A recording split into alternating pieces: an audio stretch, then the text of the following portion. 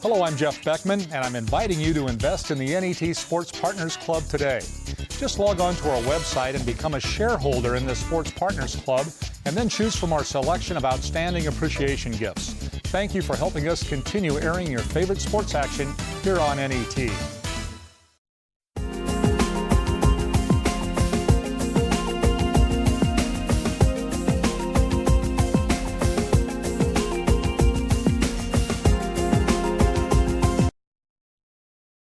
The following NET program is available in high definition on NET HD. And welcome back to Sun Valley Lanes in Lincoln, Nebraska, the NHSBF State Championships for boys in Class D. Well, we all know these high school athletes deserve recognition by the Nebraska School Activities Association. So if you're interested in helping the effort to sanction high school bowling in Nebraska, please log on to NHSBF.com.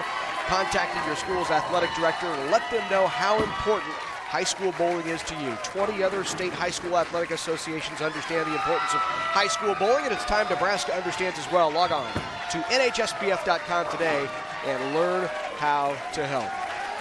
Well, the Class D Boys State Championship kicking off things on the boys' side of action this afternoon. 4 state champs already crowned on the girls' side. Let's take a look at the lineups for the boys. Dodge Pirates, Stephen Cathell, head coach, Kyle Kemp, Tyler Steffensmeyer, Brandon Bear, Philip Cathell, Austin Widhelm, Dalton Hashberger, and Taylor Ryan for the Pirates. On the Red Devils side of things for Clarkson, they're led by Jim Lund, who's bowled for 42 years, been a proprietor for 16. Austin Tepley, Tyler Lepore, Bo Grotlushin, Joey Check, Tyler Zimmer, Ty Wedekin, and Kyle Baines, the junior for Clarkson. Well, as it has been the case throughout the day, Baker Championship Final, a best of 5 Baker, and of course Baker bowling means one individual bowls the first frame, another bowls the second frame, and you can see they're excited and ready to go here in Class D. You gotta love the face paint. They were hitting the cowboy coffee all the way down from Clarkson and Dodge. It's wild, but that's great though. Makes it more fun, pumps all these boys up. This is going to be a good one. These guys compete in the same conference as Clarkson and Dodge are merely about a driver and a wedge away from each other. 2 great bowling proprietors. Jim Lund at Lee. Clarkson, the Red Devils, bowl out of Lee, and Dodge bowls out, of course, Hilltop Lanes and Dodge. Bernie and Sandy Eichmeyer, great people, great proprietors. This will be a good one. They know each other. They know both teams. They know each other's team very well. A lot of these boys are probably neighbors and friends. Brandon Bayer starts it off at a tough 3-7-10 lead to lead things off for Brandon Bayer, the sophomore for the Dodge Pirates. And on the right-hand lane for Clarkson is Tyler Wedekin, the senior. Wedekin right up the tip board. 6-pin count. I'm going to assume Tyler plays offensive line for Clarkson. He is a big boy. His coach says he's stoic, but he's great under pressure, has very high expectations. He needs to start off with a good spare.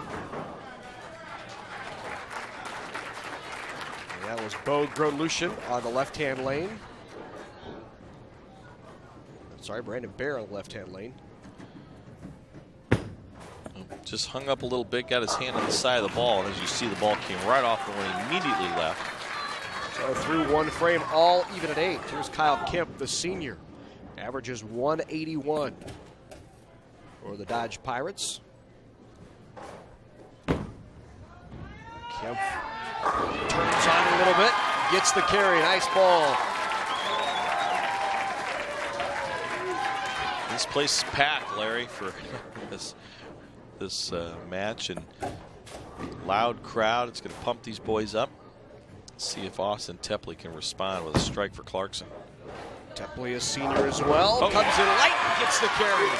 Nice fist bump by Tepley. They're excited in Clarkson. After a little bit of a stub toe start by both teams, both come back with strikes. All even now, left-hand lane. Here's Tyler Steffensmeyer. Steffensmeyer, the senior, a little wide. Now on the right-hand lane, Bo Grotlushin, the senior. Most of these boys, more traditional bowling, do a great job with traditional release right up around the 10th board, as you said, Larry. A little further inside there. Don't think he was aiming there, but I think he was close. Just a little bit. So Revolution with a relatively easy spare.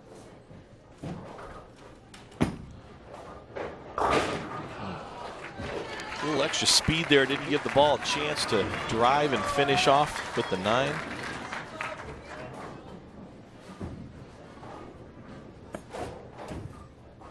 So Revolution to give Clarkson its first lead of the match. And a good cover, and they take the lead. So Red Devils on top here early.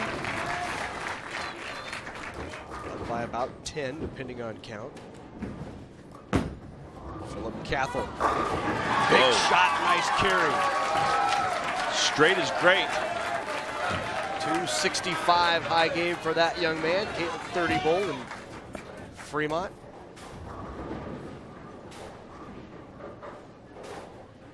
Joey Check now, the junior. Oops. Well, that's just nerves, and of course, when it comes out of the gutter like that, those pins won't count. They'll reset that rack. Ball goes in the gutter, pops out. That's a dead ball, so that'll be scored a 0. And the toughest part of that, Larry, is it's on a spare. That one crosses over a bit too, leaves the 2-8. A little work from Brandon Bayer as well. Resetting the pins on that right lane on lane 28. Joey Check will go at it again.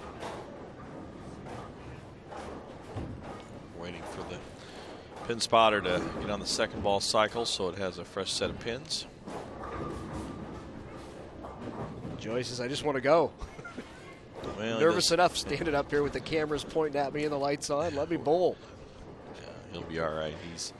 He's been here before, and he knows the pressure of bowling well, needing to bowl well for his team.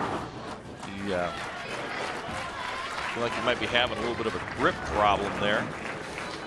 A lot of TV lights here, and it's a warmer day. Remember last year it was about 30 below when we were here, Larry. And nice spare. Good coverage by Brandon Bayer. Picks up the 3-9. Ball drives straight through, takes out the back row pin, the 9. All right. Clarkson needs a good thing to happen to it right here after that 3 count that frame before with Tyler Lepore. Comes in a little light. Tyler had started the ball in the very centermost part of the lane where the lane conditioner, the oil, is the most. And the lubricity of the lane surface there that caused that ball to go long just didn't get out of the oil soon enough to get to finish in the pocket. Leaves a 2-4-5. Now this spare can make or break you. A lot of ways to make it, a lot of ways to miss it. And just slid by. he's in the center part of that lane there. He needs to move a little further off to the right side, cause the ball to hook a little more. So Steve, for those at home, can you define lubricity? Well, bowling lanes are oiled with more oil typically in the center, less on the outside. So obviously, with the more oil in the center, the lubricity is more, Larry. We've got to throw our favorite Bo Burtonism in there every year. And you see the same result there for Kyle Kemp for Dodge. Same thing. These guys at home at their home centers may be used to the lane conditions there being a little drier with less oil, causing the ball to hook more. So they're going to have to adjust their game, cause the ball to land in the pocket. Good Brooklyn strike there. For Austin Tepley. Coach says he's cool under pressure. This is it right here. Kyle Kempf. Will he get it? Nope, can't get the 8 out. Takes care of the 1-2. That opens the door a little bit for the Clarkson Red Devils. Clarkson Red Devils were down by 23 going into the 6th frame. Dodge opens up. Clarkson strikes, now looking for the double. Here's Bo Grolution. And just a little high. Gets rid of that 7-10, leaves just the 10 pin. Now on the right-hand lane, Tyler Steffensmeyer. The guy fires it right down the middle, leaves the 4 pin. Just a touch high, leaving the 4. Might have played a little football too. Yes, good-sized boy. You know, at Dodge High School, I do believe they're Class D in all their sports, so I imagine a lot of these athletes cross-compete. Just slid off the edge of the lane. Lists football and lifting weights as his hobbies, does Steffensmeyer. Cross lane at the 4. And good coverage. Well, the spare per Dodge, and they retain that lead. Up by about 20 plus, depending on count. There's Joey Check. Joey's struggling with that grip, and you can see him shake that hand off. What you may see, Larry, and you hate to see this on television and in state finals, you may see a sub if he's having a little bit of a problem with his grip, but Coach Lund's going to give him a chance to figure it out. If he, with his softer speed, he needs to be further over to the left, playing a little more cross lane through that heavy oil part of the lane. Well, it looks looks a little like, better, just like that. There you go. And it looks like that time, Steve, you can see that he only put his thumb in about halfway into the ball. When they got that nice tight camber shot, you can see he was obviously having trouble with the thumb. Well, a lot of times, you know, now these guys have bowled a lot of games over the weekend. You know, if your thumb begins to swell, get a blister or a large callus on it, which bowling can cause that, you need to have some work done on your equipment. Can't stop and go to the pro shop during the state championship, so you'll have to adjust. Great shot there. Nice ball and the strike for Clarkson. Smooth delivery, just out and back in that track area of the lane, we call it, the area between the first and between the second and the third arrow. Here's Brandon Bear. Bear leaves the 6 pin. Brandon Bear was the leader of all bowlers yesterday in qualifying. Bear shot a 5.04 and finished first on the all-tournament team. Of course, teams qualify yesterday, then they bowl the first 2 Baker games in the semifinal and quarterfinals to make it here to today's arena-style finals, the only arena-style finals in high school bowling in the United States. It's just amazing what the Nebraska High School Bowling Federation has done. John Lucido and his crew just continues to amaze all the other states at the enthusiasm and explosive growth in high school bowling, and we just need to keep pushing and keep working towards the getting the athletic director's approvals for NSAA recognition in the future. Keep our fingers crossed. Cross lane at the spare. Saw him at the end there. Just kind of pulled it a little, Larry. Caused that ball to hook at the end. So on the right-hand lane, here's Kyle Kimpf to close it out. First game has been won by Dodge. You can see the Pirates well in command. Ask Kyle what kind of ball he uses. Kyle says, well, doesn't matter what ball you use, it's who's throwing it. That's right. We need more league bowlers like that. A lot of times, Larry, when your golf game goes sour, you just run off to Ostad's and get yourself a bigger driver, right? It's never the person's fault. It's always the equipment. No need to go to the driving range. But bowling is, you know, experience in the boon and in equipment, development of technology that seem to make bowling balls hit harder and hook more. That can be detrimental because it can take away from practice time, but he throws the ball very well, comes out of it very well. Consistent speed. Strike here, I'll give him 159. Game number 1 of the best of 5.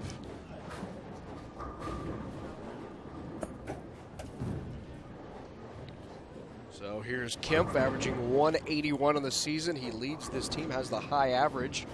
Obviously why he's bowling in that anchor position. 4-person Baker is a little different than 5. Your anchor bowler is going to get that extra frame in. But you want your money person in the 10th frame. 157 to 115. The Dodge Pirates off on game number 1. Oh, Dodge is now on top. 1 game to none in this race to 3. It's a best of 5 Baker-style format. You can preserve these great championship memories forever with a DVD copy of the State High School Bowling Championships. For a copy of the NHSBF Championships, log on to NHSBF.com. Follow the links and get your copy of either the boys or girls state championships. Log on today. Preserve your state championship memories for a lifetime. Leading off there is Kyle Baines, the junior for the Clarkson Red Devils, so a substitution for Clarkson. Baines in there.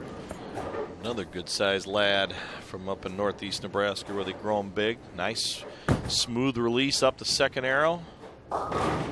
Heard there on lane 28 on the release of Brandon Baer for Dodge. I heard a loud thunk, and it just looked like Brandon just kind of lost the ball at the very bottom of his swing. Thumb comes out a little early and actually falls off his hand. Caused the ball to not receive enough lift. Rotates less and leaves the 1-2-8. I think these two schools, Larry, could have took a page out of watching the Class D ladies. They did a great job of converting most of their spares. Spares important, especially in Baker bowling. So through one frame, all even. 9-9, Dodge leading the match 1-0. Now up on the left-hand lane, here's Austin Tepley, sharp young man.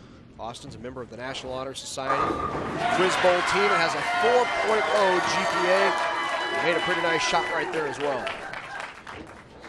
It's right in that track area of the lane and right up that 10, 11, 12 board area. And ball settles nicely in the pocket. Chance for Dodge to come back here. Right in the pocket. Keeps it even. The nice shot by Kemp. So now stepping up for Clarkson on the left-hand lane, Bo Grote-Lucian. Oh, a senior averaging 138 on the year.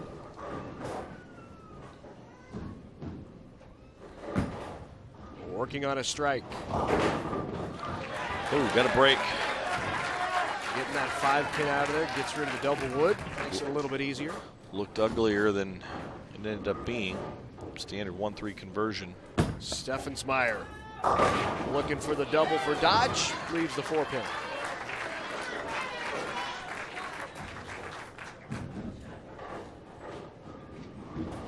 So now Grote-Lucian. Convert on the 1-3 and keep the match even. Good cover.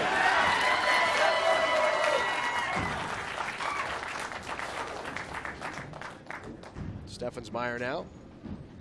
Steffensmeyer is senior, averaging 174 on the year, and a good conversion for Steffensmeyer as well. So still all even here in game number 2.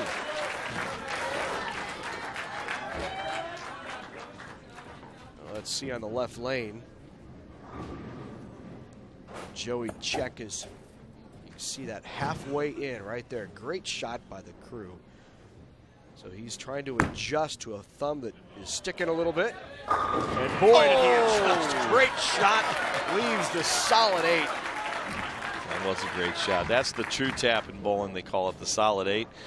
5-pin hit goes straight back. Normally would take out the 8-pin, but you know, Joey's just got to stand up and say, you know, that was a bad break, but got to pick up my spare and move on. No chance to sit in Baker bowling and pout. You've got to pick your spares up and move on and let your teammates pick you up. So Check now will try to convert. On the 8-pin, sit. Ooh, just slides by the left. So now Philip Cathell on the right lane will try to give the Dodge Pirates the lead. Cathell. So the guy who's helped him the most with this game is Terry Sinovac. Sinovac, a lanky lefty out of 30 Bowl, the proprietor up there. We've seen Sinovac blow through a few 5-pins like that too, haven't we?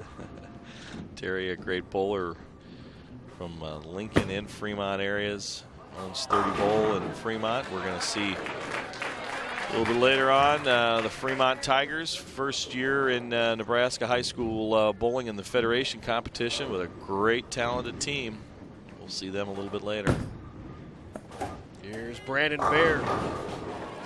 Baer thanks Uncle Al for helping him bowl. The sophomore. And now on the left-hand lane, our first look at Tyler Lepore. Second time he's been up. And Lepore converts. It's that 1-2-4-7 to go.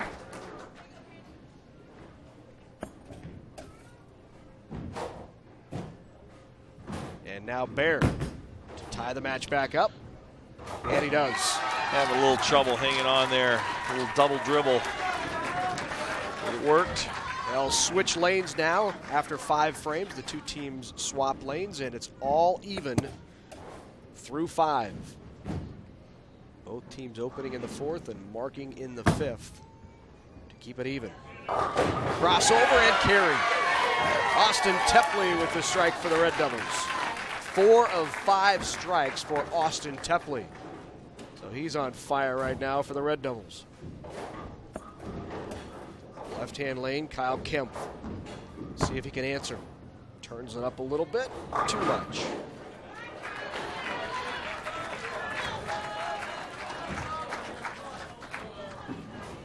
You saw he knew exactly what he did too. He came across the shot a little bit, and walking back afterwards, he did the high hand and realized he just cut it a little short. So here's Bo Grodt-Lucien, right-hand lane. Chance for Clarkson to spring ahead again. Break. Good break. It's an important shot here for the Dodge Pirates to keep pace. They need a spare or they'll fall behind. Leaves the 2-pin. So an opening for the Pirates, or for the Red Devils. Pirates open up. Seeing these boys struggle just a little bit now with the conditions on the lane.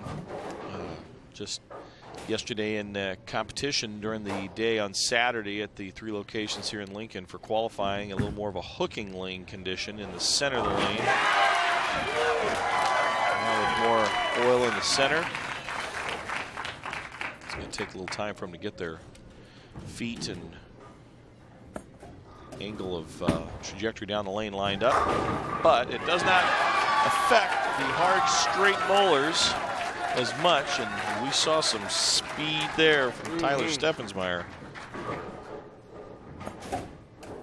There's Joey Check again.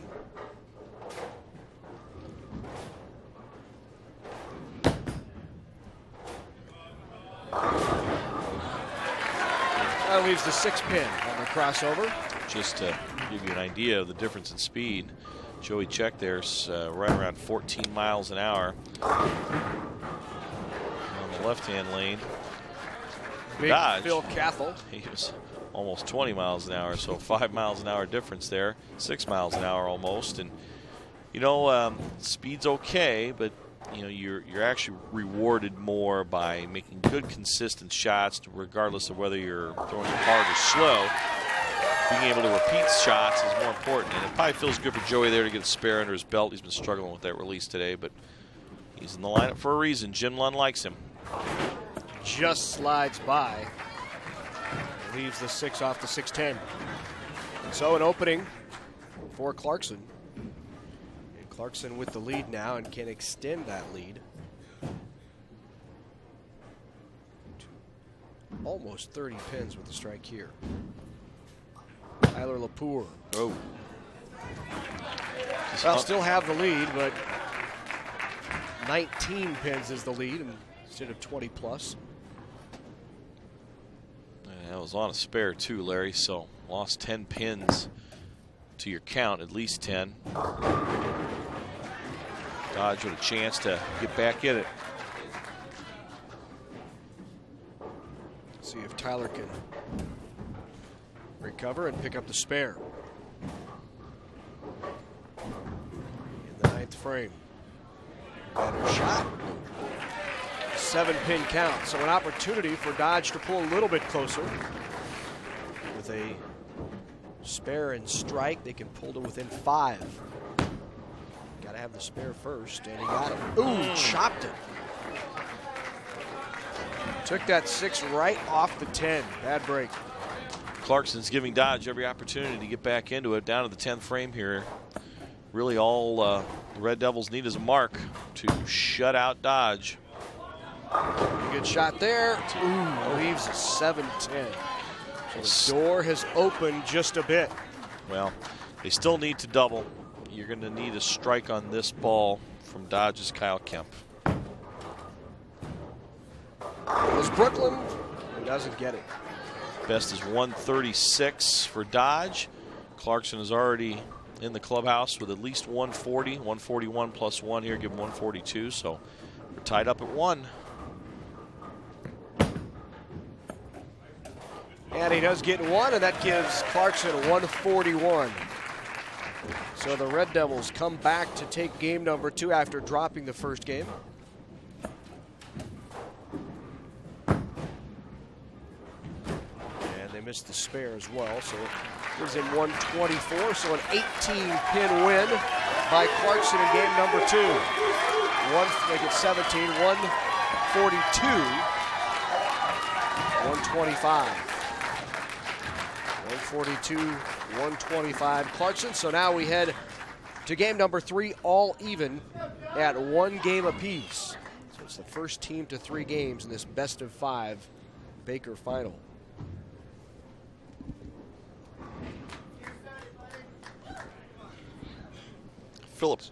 Brandon Baer is going to start it off for Dodge. Like Brandon's game. Pretty simple, fairly straight. That's a better release. He's going to go to the Brooklyn side. Brandon probably needs to just move his feet, his target a little bit left.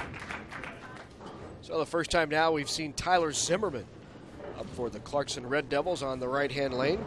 Tyler is sophomore, averages 120. Those outside boards. Gets 7 out of it.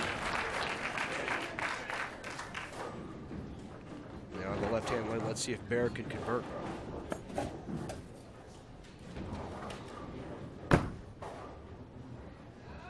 And good spare to start off game number 2 by Brandon Bear.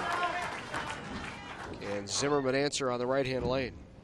A little more difficult spare for Tyler Zimmerman, who says he talks to the ball. That's his superstition. Let's see if it listens. Not that time. To raise his voice. All right, both A bowlers up here. Kyle Kemp now for Dodge. Take about a 15-pin lead with a strike here, Larry. Still in that center part of the lane with the lane oil still pretty heavy in the middle. And so the old bowling adage, you miss to the right, move to the right. He should move his feet and his target to the right to get a little straighter angle at the pocket. Austin Tepley again.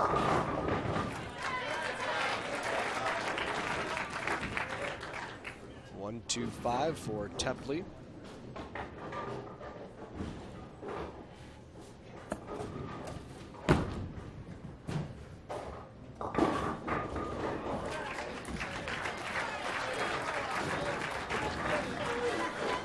Well, the pace has slowed here a bit. Not as many strikes. First team that could probably pop a double is going to take a pretty good sized lead, Larry. And no spare conversion there either. So Clarkson Red Devils have opened in the first 2 frames here of game number 3.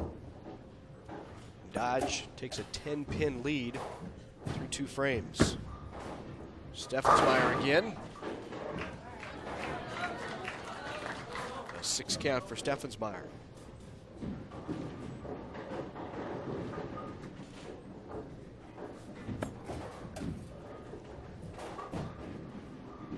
Now up on the right-hand lane for the Red Devils, Bo Grote-Lucien. Bo's a senior. Strike here will even this match up, Larry. Now they got the 9-pin to fall off of the 3-9. Makes that spare considerably easier. Now let's see if Steffensmeyer converts. Nope.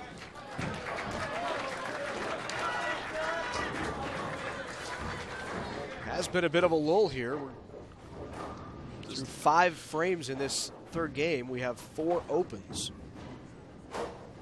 Bit unusual. Nerves. Teams that get to this point, get to a championship match, have been typically very good at picking up their spares. That's how you win Baker games, not by sliding it right by a 3-pin.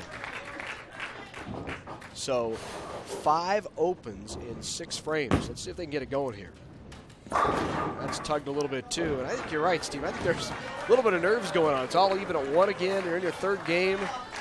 Crowd's quieted a bit. Well, you're seeing a different lane condition too from yesterday, but I mean, you have to. The way to become a better bowler is you have to be able to master the environment, and you just can't change a bowling ball or dress the lanes differently to become a better bowler. You need to be able to master what's out there. There's 7 arrows, rangefinders on the lane for a reason, and if you need to move to a different part of the area to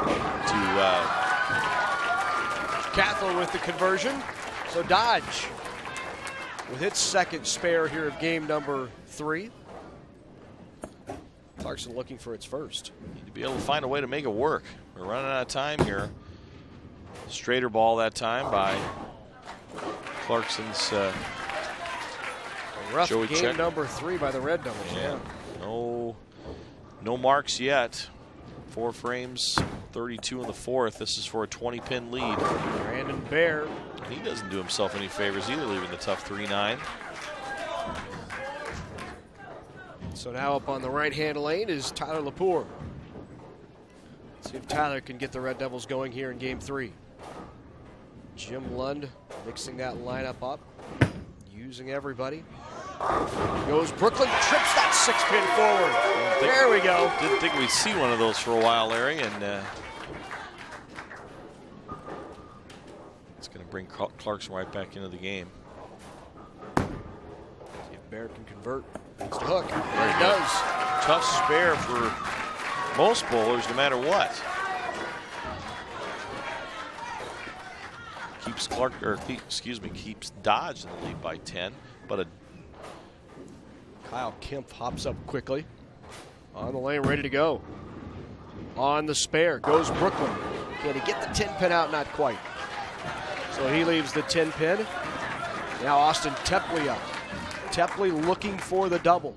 Double here could pull Clarkson back to within 10. On a strike. Good shot by Tepley. Just a little high. all right, cross lane at the 10. Seen these spares miss several times. Now is the time to be a good spare shooter, and that is just textbook.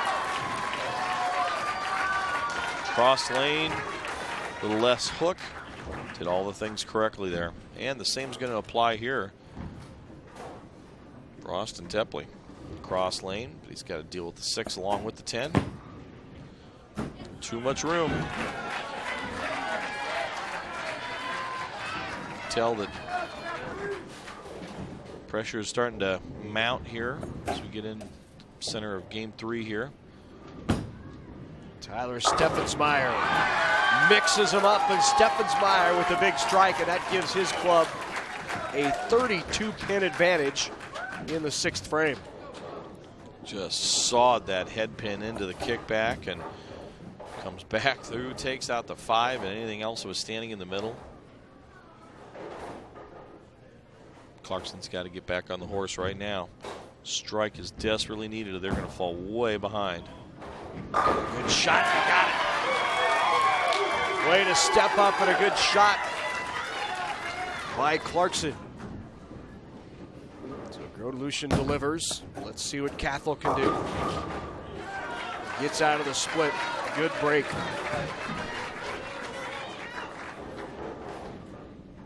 So still a 32-pin lead. Clarkson looking for a double here. Joey Check can give it to him, and they need this to get back in the match. Another mixer by Check.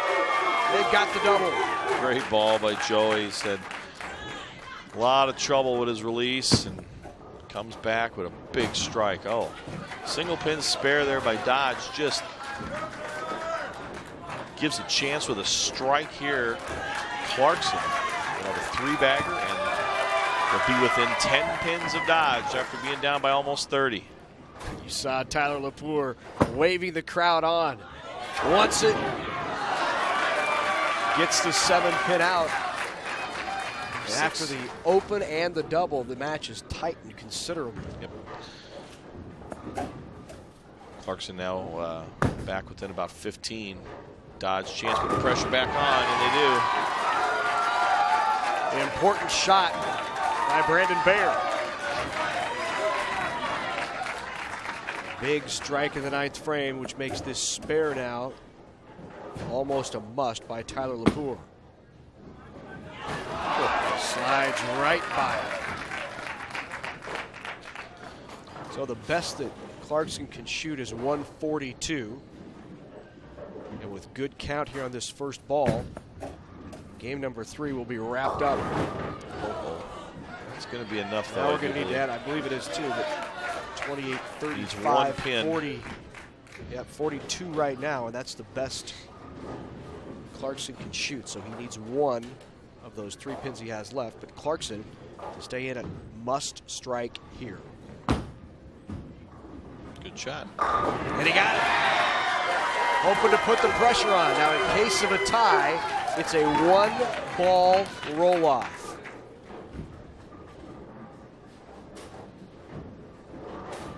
If he doesn't get 1, we have a roll-off. Got a hook. And it didn't. 2 more strikes now by Clarkson's Austin Tepley, and we tie at 142. And he knows. And so does the crowd. It's got quiet in here. It's got a strike on this ball.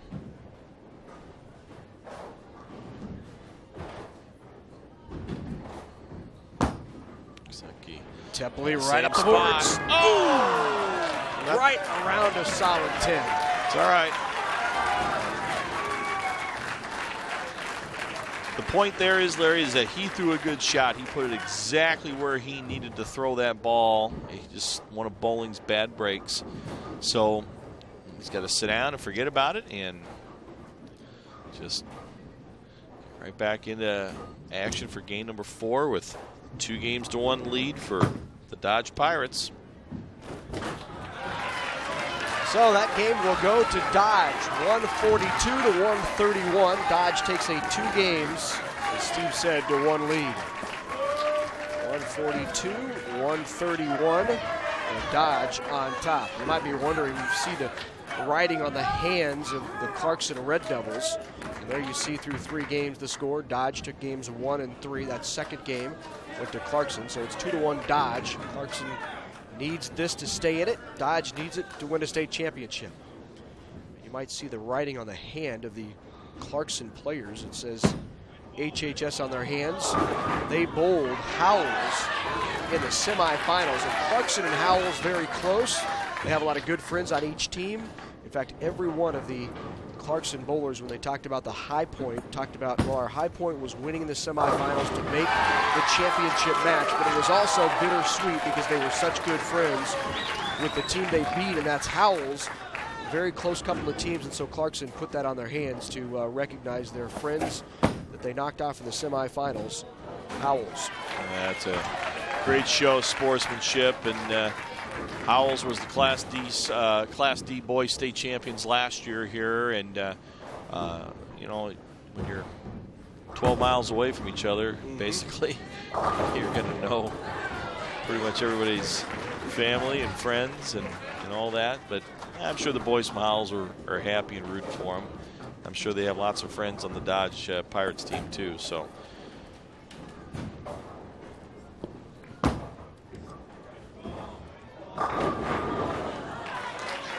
Austin Tepley has been right around the pocket all morning long. Sorry about that, Larry. Little light on the speed there. Just a little softer than he was the frame before, and ball comes in high and leaves the 4. Now I think they're getting to the point where they realize that they got to be picking their spares up. So you'll see probably a little more time taken between shots. You'll see a few more extra seconds on the approach, and just as I say that, flags the 4. So, you know, as you can see, as it came down to the 10th frame in the last match, I mean, these things are all very important. All of these spares. Got a break there and kicked out the 4. That's Kyle Kemp.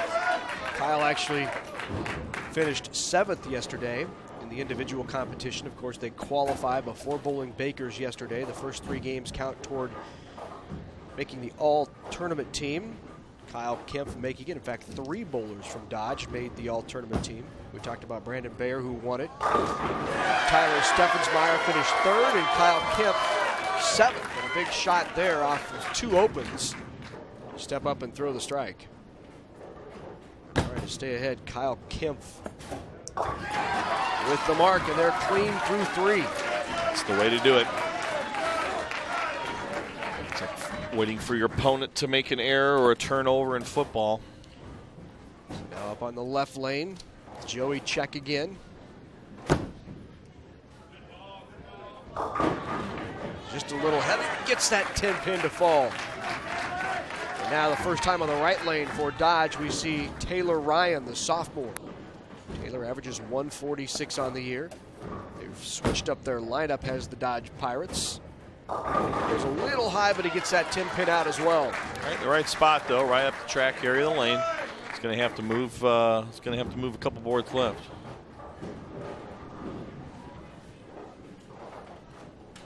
So here's check to convert. That slides just off the lane. So 3rd open in 4 frames for the Red Devils. Dodge still clean. Let's see if it stays that way. It's got to get going. Hooks, but not quite enough. So through 4 frames, a 22-pin lead for Dodge. Dodge needs this game number 4 to win a Class D state championship. A little more speed this time from Tyler Lepore. Just need to take a breath if you're Clarkson and just relax, regroup, win this game. But wow, straight is great again. Steffensmeyer steps up and puts that one away. Almost 22 miles an hour of the spare. Clarkson needs to cover this spare, and it's a toughie. Dinner bucket +1, so we're beginning to see Dodge start to position themselves to pull away a little bit here. A double put them ahead by 30+ pins. Dodge to get here. Knocked off Alma 3-0 in the quarterfinals. A big shot there. Really take control with that double. Dodge also knocked off Humphrey 3-0. Humphrey was the 2007 championship team in Class D. So Dodge, the first Baker match they had lost in this tournament was game number 2, and Clarkson beat them. They were 3-0 and 3-0. Nice shot there. Nice return. Austin Tepley puts that down. And now looking for the 3-bagger. Kyle Kemp takes a look behind, gives a little smile, refocuses. Made sure he's on the right lane. Needs to hook, and it does. 3 in a row. Dodge has just about put this away and just about wrapped up a state championship. Well, Larry, if Clarkson can stay with them, we're going to keep it within about 30. But it's must-strike territory now here for Clarkson and Bogorluchin. Bogorluchin goes Brooklyn and Kyles. Double of their own. They're not going away quietly. Clarkson knocked off Lee in the quarterfinals, knocked off their good friends from Howells in the semifinals 3-0. Howells was the defending champion. Not a bad shot by Taylor Ryan. Especially coming off the bench with minimal practice. That's 2 shots right within the pocket. Now what Tyler needs to do is Tyler needs to make this spare for Dodge, because a strike here for Clarkson and Joey Check, who struck his last time up, puts him right back in the hunt. But Joe is still struggling on that release. And on a double, the 3-pin count is not going to fare well. Well, sometimes you get out there in the lights and it warms up a little bit. The thumb can swell a little bit, and all of a sudden that thumb hole gets a little bit tighter. Dodge gives Clarkson another rung on the ladder to climb back into it. A spare here Ty Wedekin will step up and try to convert the spare. Here's a substitution. Coaches are allowed 2 substitutions per Baker game, but once a bowler has been pulled from the lineup, they cannot re-enter. So there's one of Clarkson's substitutions. 41-pin lead there for Dodge, but a washout. It's going to make things interesting again. So Dodge just can't get far enough away from Clarkson to shut the door. Well, a spare here by Dodge, and the championship is there. Here's Clarkson. They have to strike here, and they don't. And that'll do it.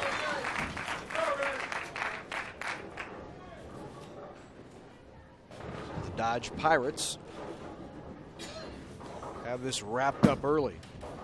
I'm surprised if we see some substitutions. Try to send that 4-pin across the deck to get the 10. Well, the best Clarkson can do now is 152, and Dodge is your Class D state champions. For boys. And as we said, substitutions now popping in. Here's Austin Widhelm, the freshman for the Dodge Pirates. His first opportunity to step on the lane in a state championship match. Not a bad one. Left the 5-pin. Just ripped the rack with the 5 there.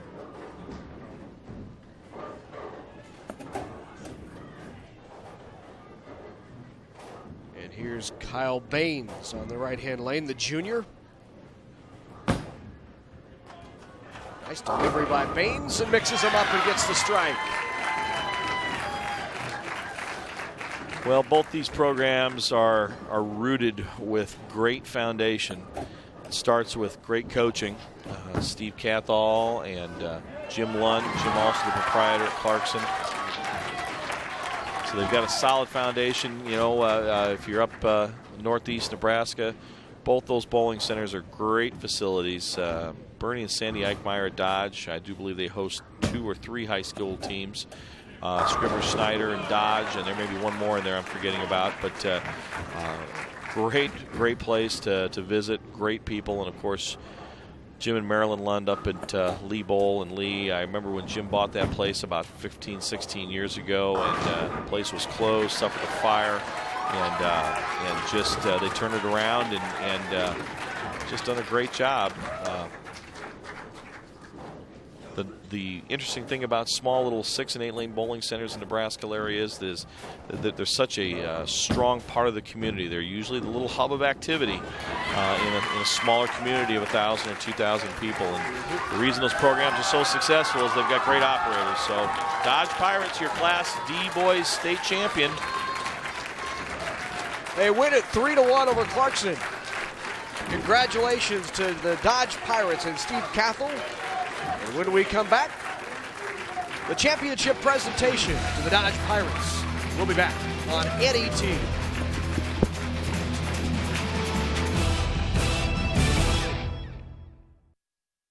Brought to you in part by the Ellen and Marcia Baer Foundation and by the Nebraska High School Bowling Federation, encouraging high schools to sanction the sport of bowling across Nebraska.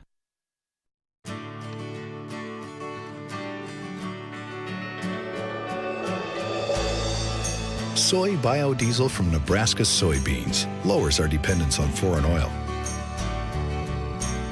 It has properties that reduce engine wear. And it burns without harmfully polluting the atmosphere. The Nebraska Soybean Board encourages the use of soy biodiesel. Programming provided by Nebraska Public Power District. My job with Nebraska Public Power District takes me to new heights, offers me challenging experiences. Like me, the utility cares about Nebraska. I go home at night knowing that what I do makes a difference. To put it simply, I am where I want to be. Nebraska Public Power District, always there when you need us. Together with your local public power utility.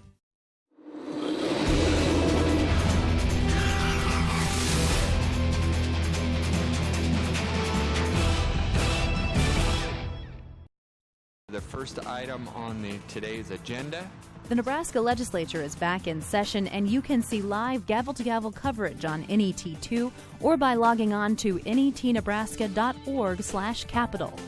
Plus, listen weekdays to NET Radio for in-depth reports on what's making news in the Nebraska legislature. Reaching more people with more choices, watch, listen, or log on to NET and be more informed.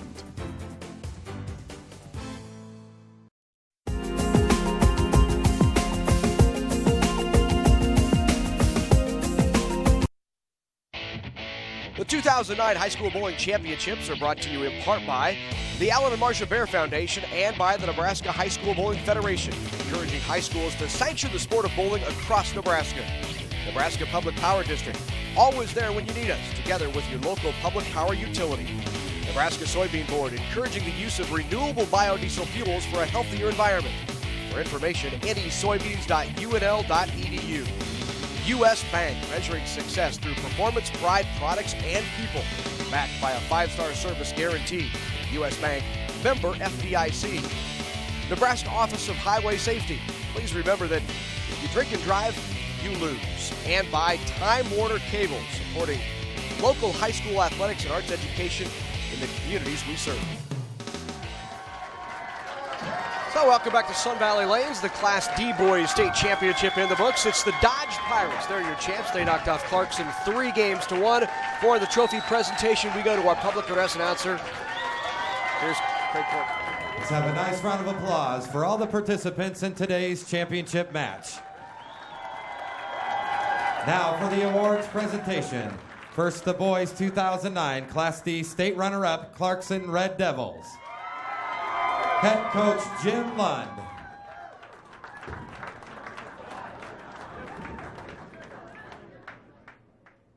Austin Tepley. Tyler Lepore.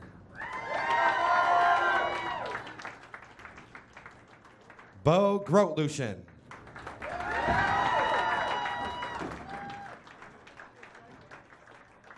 Joey Check.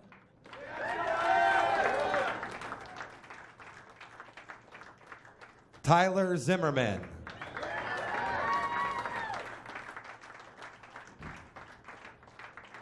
Ty Whittakin.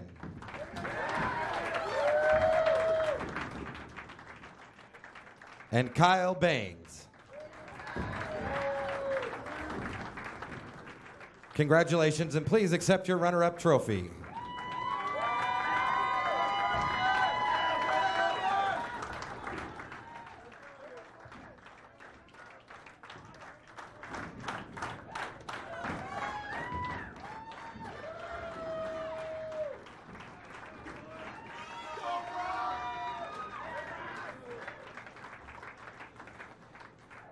Now, your 2009 Boys Class D State Champion Dodge Pirates. Assistant Coach Stephen Kemp and Head Coach Stephen Cathall.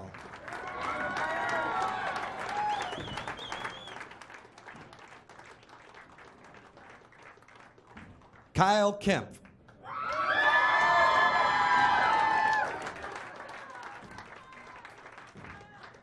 Tyler Steffensmeyer.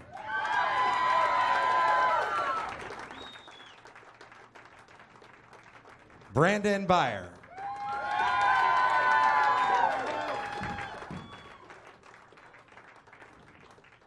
Philip Cathall.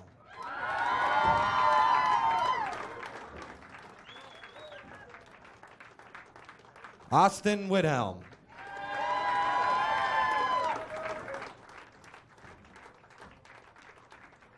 And Taylor Ryan.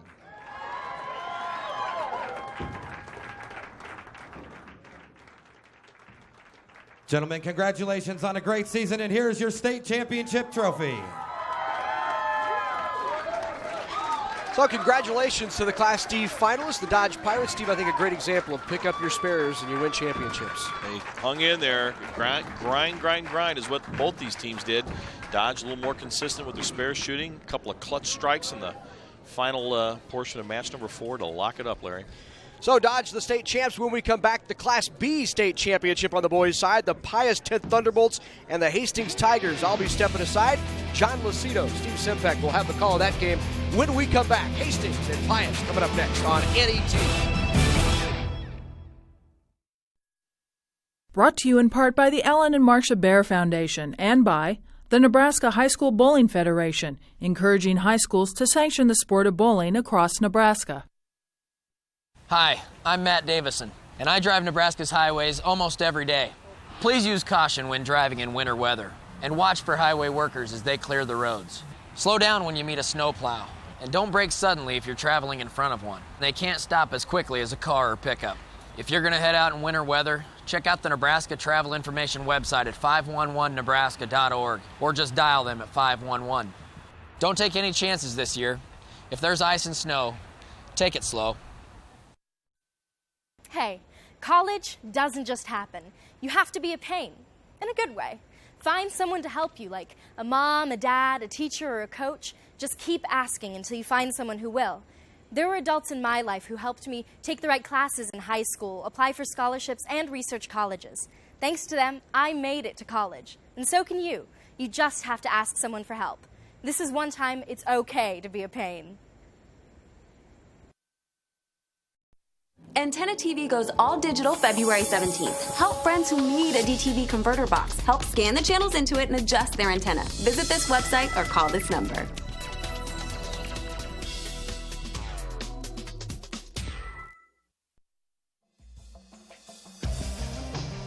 Hello, I'm Jeff Beckman. Your legacy can live on in NET sports programming when you arrange a generous estate gift to the NET Sports Endowment. Call me today to arrange your gift to the NET Sports Endowment Fund.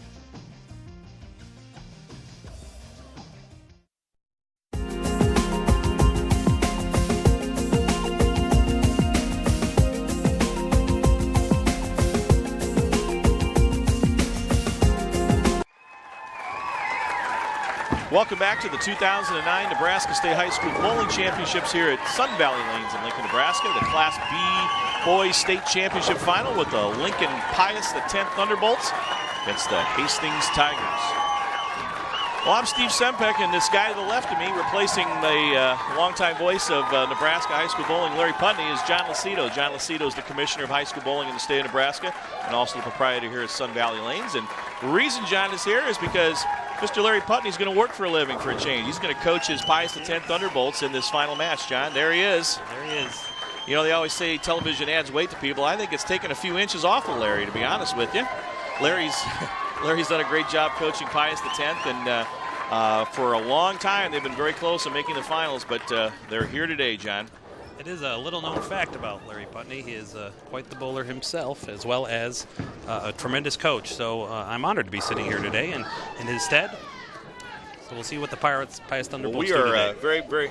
We are very happy to be back here for this match. We've had some exciting matches already today. Here's the look at the lineups for this afternoon's Class B match, starting out with the Pius X Thunderbolts. Coached by Larry Putney, of course, Greg Porchy, Steven Springer, a senior, Charles Amon, Andrew Cathy, Matt Schuler, Josh Nepper, and Matt Scott. A lot of seniors on the lineup there for Larry. And for the Hastings High School Tigers, coached by proprietor of Pastime Lanes in Hastings, Butch Hogan. We have Heath Sad, Andrew Peters, Bryce Peterson, Kyle Kristen, Jared Goddell, and Michael Pierce. No seniors for Mr. Hogan and his Hastings Tigers as they're back again. I do believe they were here 2 years ago in the state finals.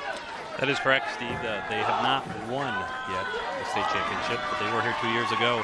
He doesn't have any seniors on his team. He could be strong here still in the future. Well, Butch made the comment to me off camera that he is ready, that he wanted to take care of Larry Putney and his Pius the 10th Thunderbolts, who have beat them several times. So let's take it away with Mr. Play-by-Play for this match, Mr. John Lucido. Starting out, Greg Porchy. Junior, a little bit inside of his mark. Yeah, he didn't look real happy after he let go of that. I think it's going to take a little bit of time for these guys to get acclimated to television and being on the big stage. The Tiger, Heath Sad, making a tremendous first shot. He made the comment to John off camera during practice that his boys, our contemporary players, hook the ball a lot, which sometimes yields some inaccuracies in spare shooting. That it does, Steve. Coming up on lane number 28 for Hastings, the junior Andrew Peters.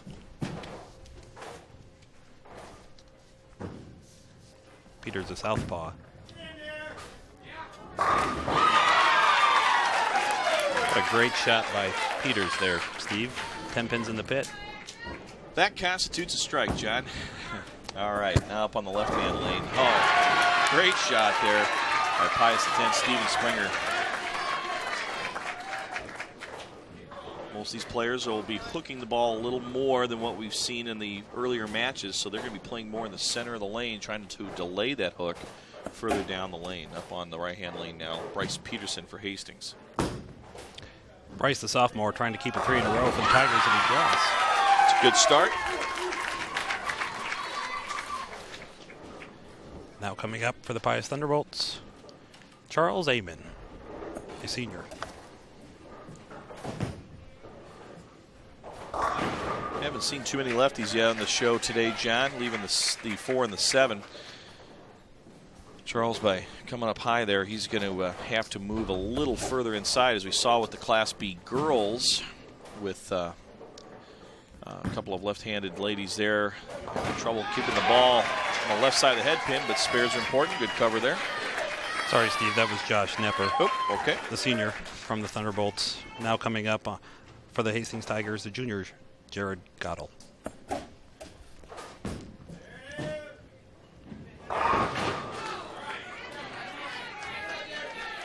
Leaves the 3, 6, and the 10. A little light on the speed there. A lot of revolutions out of his hand. He's going to need to either move back to the center of the lane, find a little more condition, or get the ball down the lane, or pick up his speed, which will be necessary. Now up on the left-hand lane for the Thunderbolts, Andrew Cathy. Andrew, a senior, averages 200. Starting out very well in the match today. It's a great shot. Spare's important here, especially in Baker bowling. Covers it 3, 6, 10. Jared did cover that 3, 6, 10. And as you did mention, Steve, yes, spares are very important in Baker bowling. However, Matt Schuler would like to get a double for the Thunderbolts.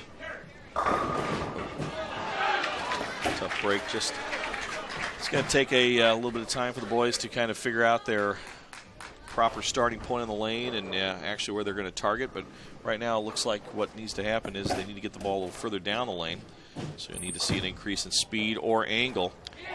Michael Pierce, the junior for the Tigers. How was that, Steve? Yeah, it's great pin action, and I was just about to comment right at that point that he just comes out of the ball very well. Contemporary player with great revolution around the ball at the point of release. Important spare there for Pius, trying to keep it close here. Hastings right now with about a 28-pin lead going into frame number 6. Strike working for Hastings in the 5th. So here's their leadoff bowler.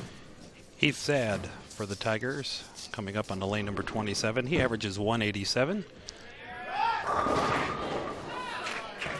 Second time, John, that Heath's kind of pulled it a little bit. Getting used to where to stand on the lanes. Pius to get it closer. Great shot. Greg Porchy gets a strike for the Thunderbolts. He's the son of Lincoln Hall of Fame member Paul Porchy. Heath Sad trying to make the spare on lane 27.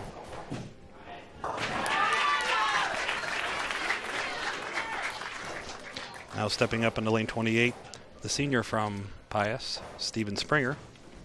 A little more speed in the track area of the lane, but he sent it just a little bit wide, John. Leaving the 1, 2, 8, and 10.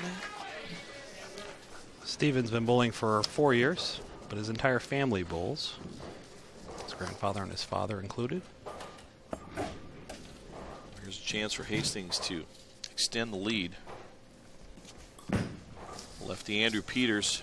Oh, looks like he fouled, John. That he did, Steve. Unfortunately, passing over the foul line results in 0 for that delivery. A break for the Thunderbolts for sure. Yes. Oh, great cover. Tremendous cover by Steven Springer. Notice how he went very hard and straight at that, cut down the hook and went directly at the 3-pin. The ball hits the 1 on the 3, 1 takes out the 10. So Pius climbing back into it. So second ball now for Hastings. Let's see if Peters can recoup from that delivery. Looks like both the left-handers on the Hastings team are having trouble getting the ball on the left side of the pocket in the 1 and the 2. So they need to make an adjustment. And typically in the old school rules of bowling, if you miss left, you move left. So they're going to want to actually, they missed to the right, to be honest with you. They want to move into the right center portion of the lane to create a little more skid. Now for Pius there. Josh Nepper, missing the headpin to the left. Yep, so a little too much speed there. Looks like he kind of whistled that a little bit. Needs to cover the spare. Match getting tighter now within 11 pins. Bryce Peterson up on lane 27. Yep.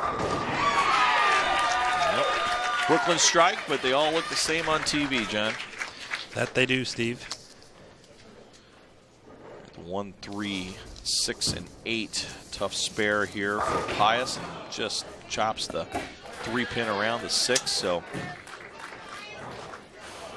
it's going to keep Hastings with about a 12-pin lead with a strike working going into the 9th frame. Jared Goddell coming up on lane 27, going Brooklyn. It's going to increase their lead, and it's going to force for game 1 here. It's going to force Pius to come up and perform the 9th frame. A strike desperately needed here by Pius's Andrew Cathy.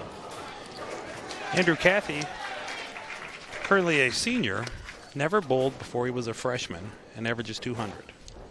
Well, there's a lot of reasons for that, but probably the most important thing, John, is probably without high school bowling, he may not have bowled competitively, and that's a great testament to how this sport touches students of all ages, all types. Don't have to be extremely physically dominant, although looking back on the Class D matches earlier, seeing some of those beefy boys from Clarkson and Dodge, they probably double and play offensive line for football. You can be a great athlete and bowl, but it's truly a sport that knows no boundaries and limits. So it's great to see him bowling so well now as a senior. Michael Pierce for the Tigers.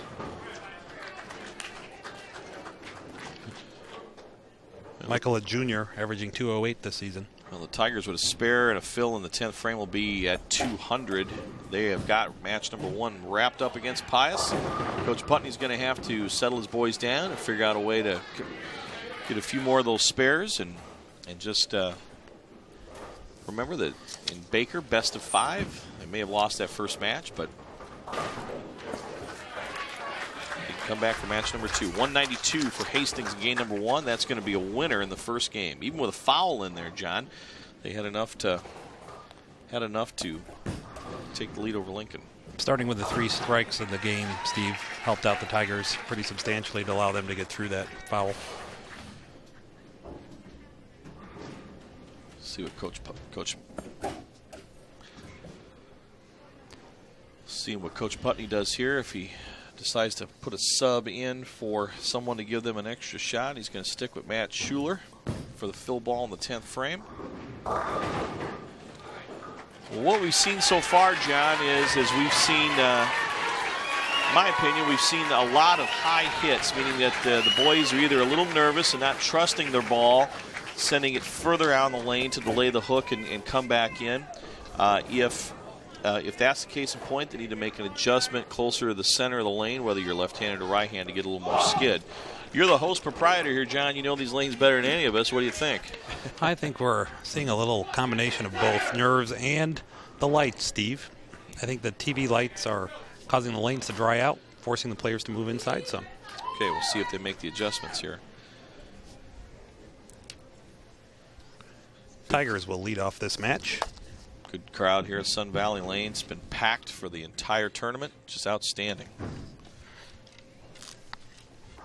Heath Sad to lead it off for the Tigers on lane 27. Possibly a little over adjustment there. Sends the ball wide, leaves the 1-2 and the 10. The washout is called in bowling terms. Greg Porchy with a high series of 744 in his career. Oh! Gets a tremendous break. started off for the Thunderbolts with a strike. I don't know what pin that was that came around, but it kicks the 4 forward, so now Pius out to the quick lead. Heath Sad is the motivator of his team, talking with Coach Hogan. He's the one that gets the guys going. If anybody says that bowling is not an athletic sport, look at the build on him. Good-sized lad, muscles the ball very well. Steven Springer now back up for Pius. Great shot there, John. That was a great shot. Springer taking advantage of Mr. Porchy's break in the first frame. Gives them a double early. All right, Hastings had the double three-bagger to start game 1 and ended up winning, so now they're behind. Lefty Andrew Peters, see if he makes the adjustment. Still struggling with keeping the ball at or near the 1-2 pocket on that left side.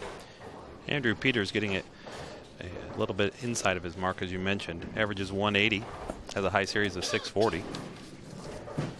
Now for Pius, their left-hander, Josh Nepper. See if he makes the adjustment. A little more speed for Josh. You know, when you're on television competing for a state finals, you're probably neglecting sending it out towards the gutter, the channel area, for fear of throwing a gutter on television. I think that's probably contributing a little bit to these boys not trusting their ball, as we should say. Well, no one likes to be known as the kid that threw the gutter ball on TV, so yeah. I'm sure you're right there, Steve. All right, 2-7 split here for Josh Nepper. Conversion here will keep Pius in the lead by about 30 pins. Hard way? Yes. The hard way. It's not how Nelson Burton would do it, but nobody knows who he is anymore anyway. No, that's true. Oh, no. It's those bowling tips for all those years on the PBA telecast in the 70s and 80s and 90s taught a lot of people how to stand and where to shoot spares. Good comeback for Hastings. Get back in the match. Bryce Peterson trying to get the Tigers back on the track. Sophomore for Hastings. Key strike in the third. But Andrew Cathy says he'll have nothing to do with that. That's right.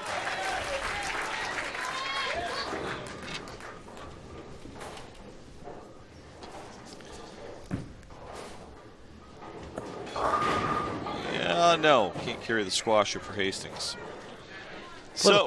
Little too much there in the headband, Steve. Yeah.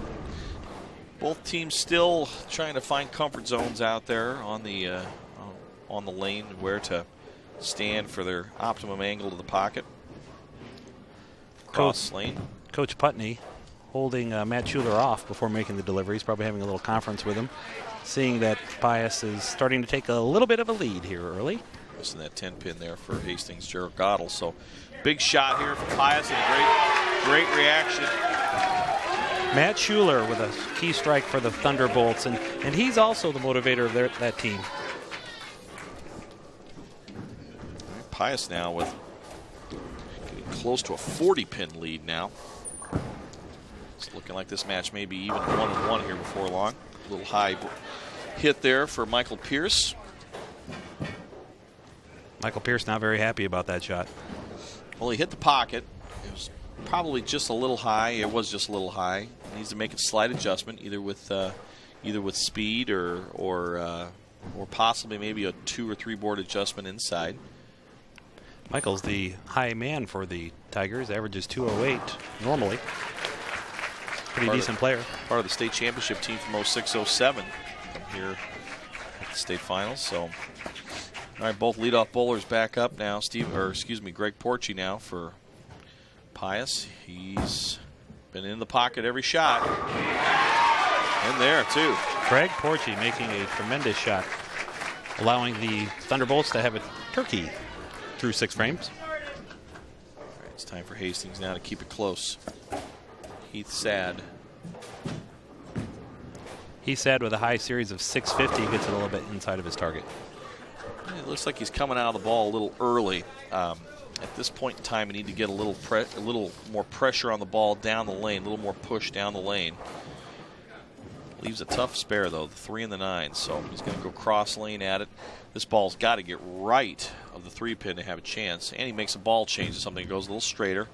And, you know, John, that's one thing that You know, unless you're a PBA professional, one thing I see is when people make ball changes, you know, each bowling ball has a different feel to it, even though you may think they're drilled the same. The inside makeup tendencies of the ball are different. And unless you're real experienced at it, I'm an advocate of using the same ball on all your shots, even on your spares, because you're comfortable with the way that ball feels. And, of course, that didn't work that way for Hastings. So Pius with a huge lead now.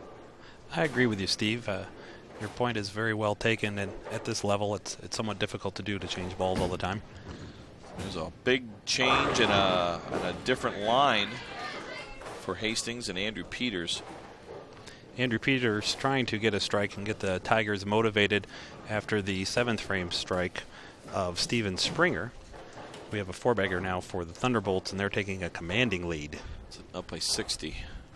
Now with a different ball, cross lane with the ball hooks less. And he fouled, so that will not count. It's the second foul now for Hastings. That has to be disappointing for Heath. Well, yeah, he just needs to just relax. He gets his feet a little fast. Another strike here by Pius, and this pretty much lock up game number 2 and tie us up at 1. This is Charles Amon. Charles, working for 3 years on the JV team, earned his spot here on the varsity team, and that's the reason why. Larry's got a load of seniors, so he's going to have to reload for next year. If he was going to win a state championship, it was going to be this year with a very talented and seasoned group. It's Bryce Peterson for Hastings now. Bryce Peterson with a 166 average. He's a sophomore this season. Well, what you're seeing Coach Hogan do now for the Hastings Tigers is he kind of figures he's lost a little control in this game. So he's not going to concede it, obviously, but he's going to experiment. And this is a substitution for Hastings with Bryce Peterson coming in. Young sophomore, averages 166. So give him a little seasoning here on television and state championship experience.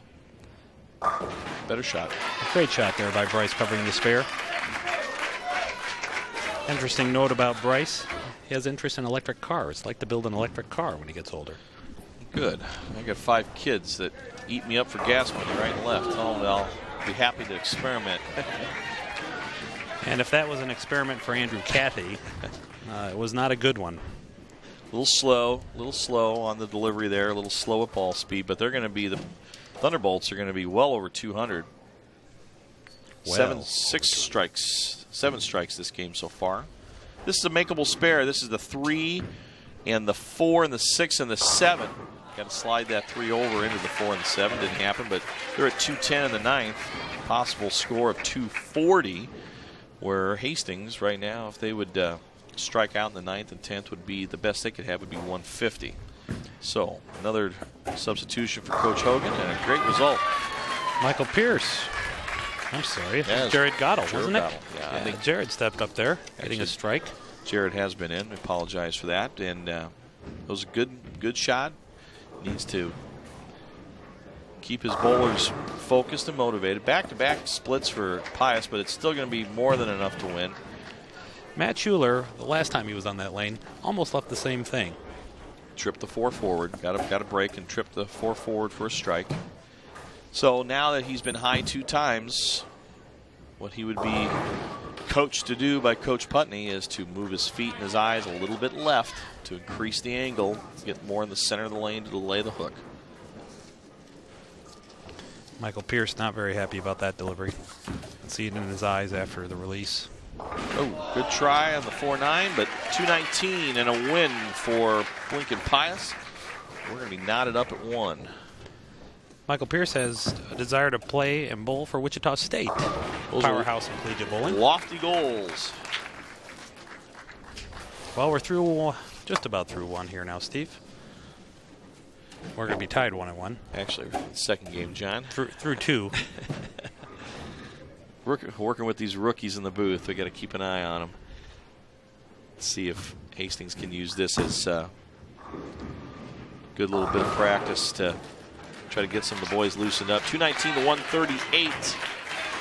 Steve, do you think going into this last game now with a big 200 game, do you think that gives the Thunderbolts any sort of edge, advantage?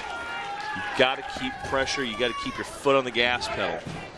You need 3 to win, so we're tied at 1. You got to have, you got to keep going. And in my opinion, if you let up, we started to see that in a couple of earlier matches earlier today, when I do believe it was Clarkson let up a little bit early and ended up losing to Dodge. You need to continue to make good shots. You need consistency. You need to keep your speed up. You need to keep your focus. So would you say there's some momentum for the Thunderbolts going into this game? Oh, sure. There's momentum, obviously. They're hitting the pocket with more consistency. Hastings is a little lost, we'll say, fishing a little bit for a comfortable spot in the lane. But, momentum can change. It's a very cliche sports saying, but momentum can change in this, especially in Baker bowling, very quickly. That's true. Baker does have that sense about it that things will happen pretty quickly in just a shot or two. 3-10 split there for Hastings, and Heath's sad. He just hasn't looked comfortable getting the ball to the right side of the head pin. Oh, now see, talk about momentum. That can really switch things. A split conversion here by Heath Sad will send a large crowd from Hastings, send them into a little bit of a frenzy. I agree, Steve. Porchy missing that simple spare, but unfortunately Sad could not take advantage of that situation, and we're tied through 1. Steven Springer has had several good shots already today. Let's see if he can make another one a little further inside this time. And he carries. Moved in and slowed down a little bit, John. He wasn't as straight and direct. Hooked it a little more. He is an emotional player, though, Steve. You can see him get just pumped up, and you can see it in his eyes and his face. He's hungry. All right, let's see if the left-handers can re-navigate. Andrew Peters way inside.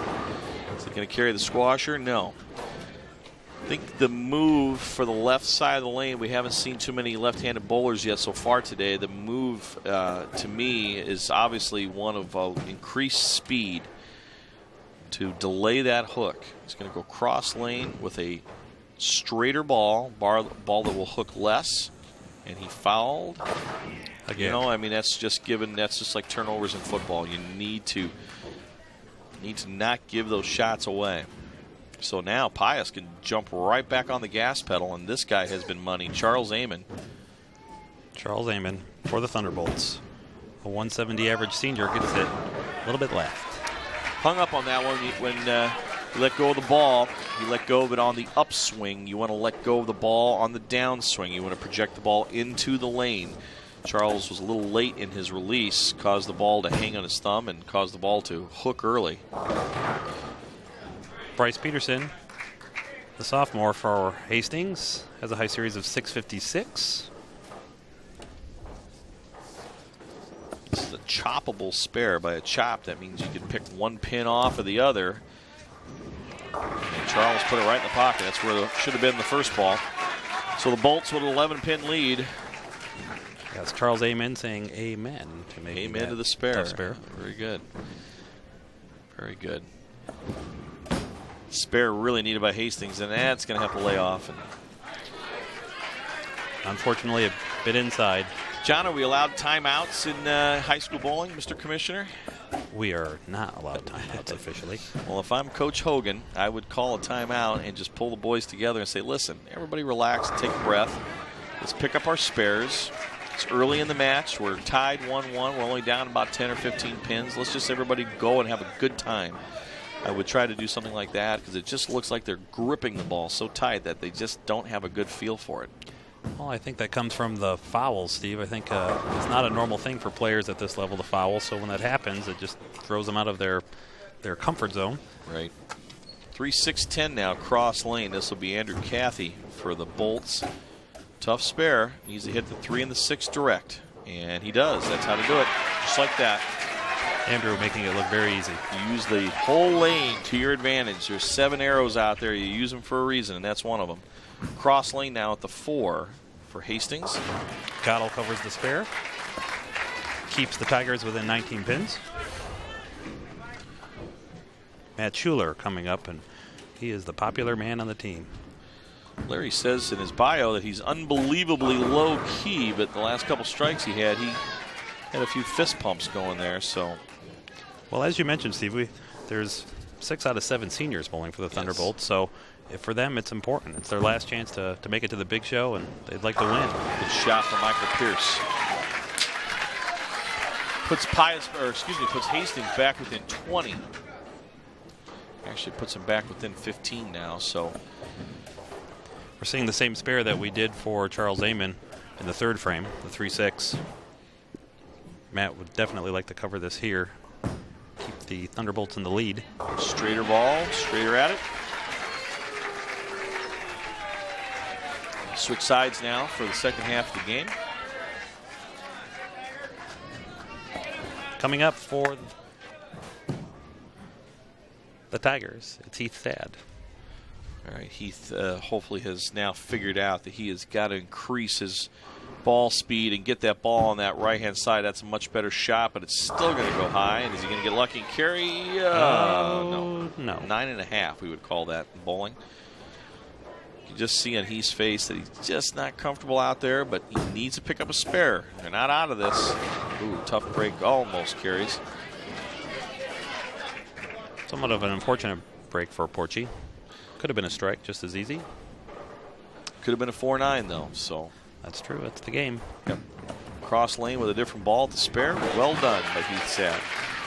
So he hasn't really hurt the team. He needs to, as a leadoff bowler, he needs to somehow have to start finding the pocket here, but he covers his spares, which is a good thing. Cross lane from Porchy on the spare.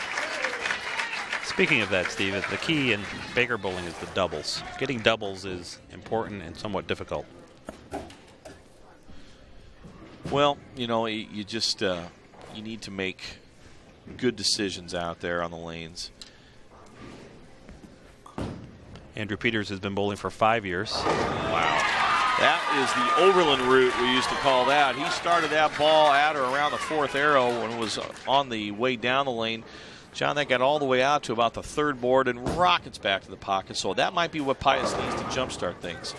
Or excuse me, what Hastings needs to jumpstart things. That was Steven Springer there, leaving the 2-4-5. Our statistician, Rob Gottschall, tells me that Springer is 4 for 5 on spares so far. That's what's going to win you a state championship. Or excuse me, strikes. I apologize. So now it's 4 out of 6 now. Can't read Mr. Gottschall's writing. Oh, that's what Hastings did not need. Bryce Peterson going through the nose with a difficult split. Yeah. The 3-6, 7-9, 10. It's difficult for several reasons. Number one, you've got that extra pin in the back, the 9 pin, that you have to carry that. 3-6, 7, 10 is very makeable, but to get the ball to drive through and pick the 9 pin up behind it is going to be tough. So we'll see how Andrew does on this cross lane.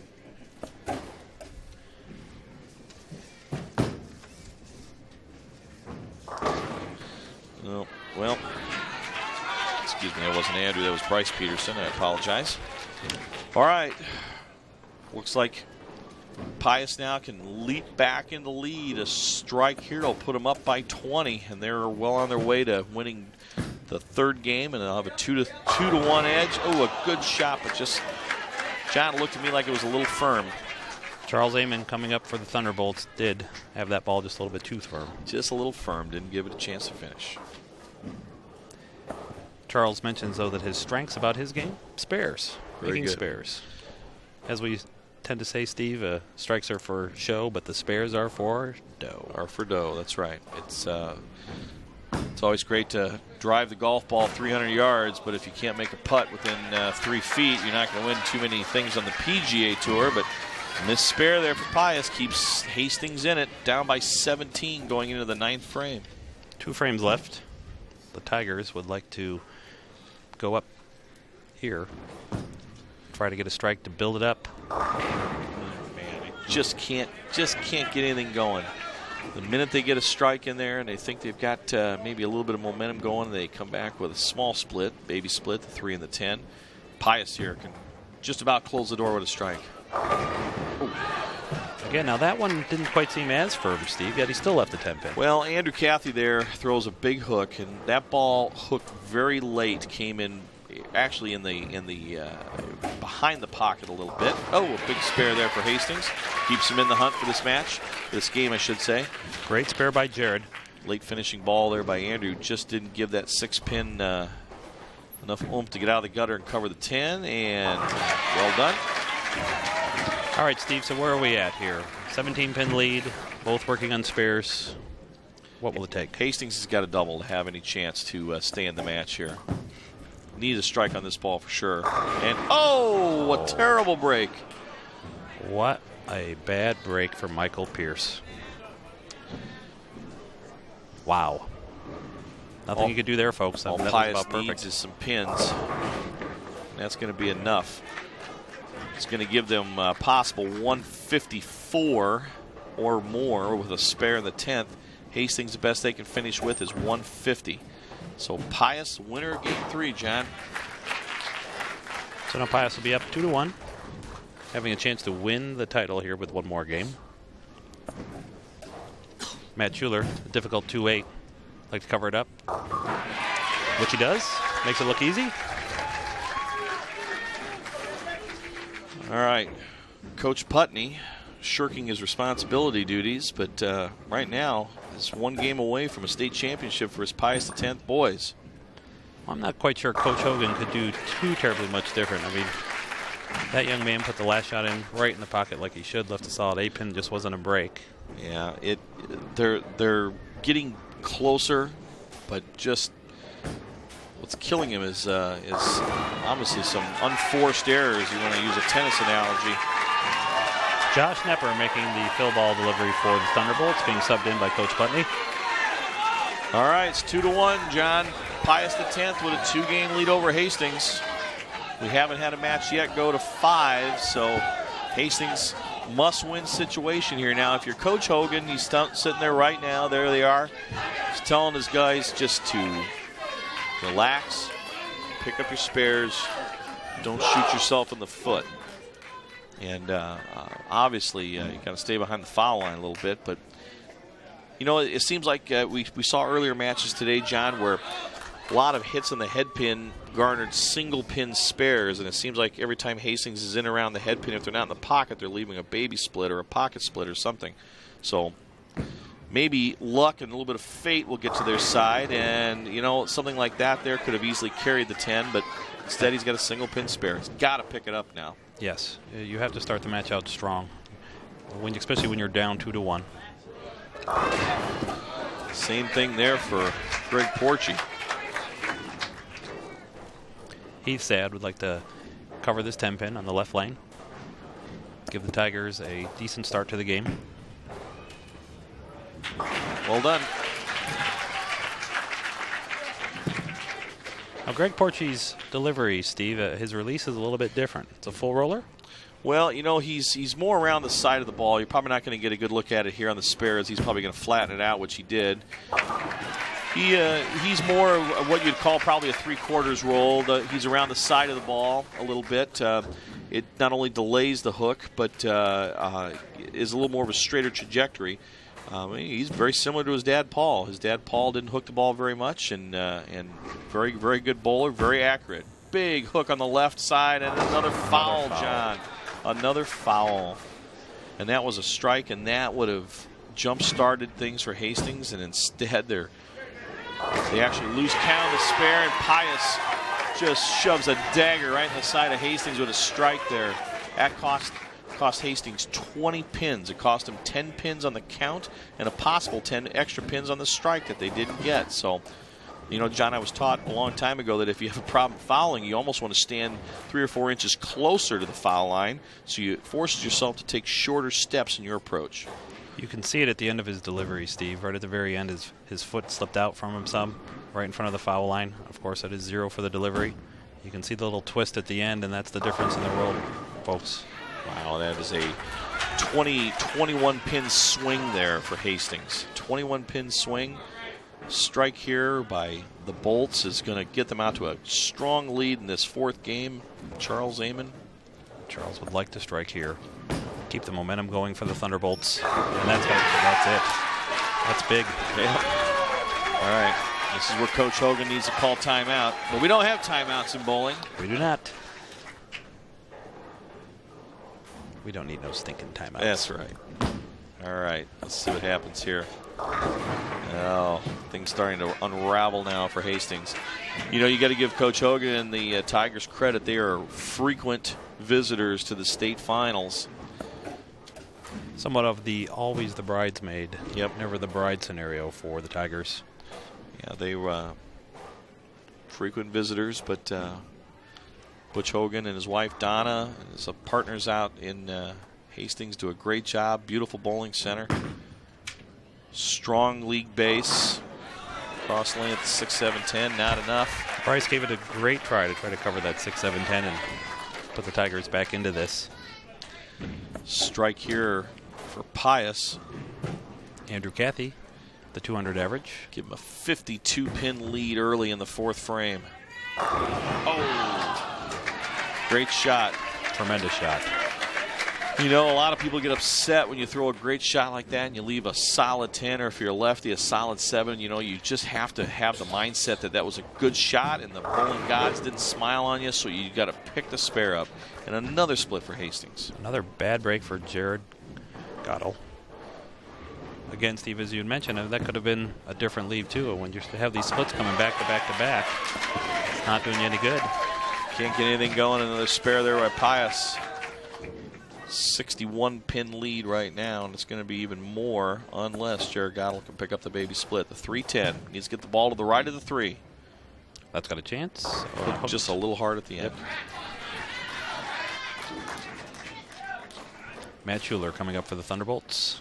Like to help build the lead. Look at that shot. Oh. You know, that ball just finished a little late. By that, what that means is the ball began its strong hook to the pocket a little too far down the lane. And sometimes you can get pins to dance around and slap out the 10 or whatever you leave, and then there's times when you just leave a kind of a half 10 like that shot. But Hastings comes back with a strike. Michael Pierce trying to keep the fight in the Tigers. Cross lane at the 10-pin, good cover. Got to hand it to Coach Putney. His boys are doing their job. They're picking their spares up, avoiding splits. But we got a pin that came out of the channel, out of the back. Sun Valley Lanes assistant manager Sean Harrett doing the duties and straddle over the lanes, but must not have eaten enough breakfast today and didn't quite get the pin there in the machine. I swear he had 9 donuts this morning, John. Maybe he ate too much breakfast. Maybe that's what it was. Sean with a standing O.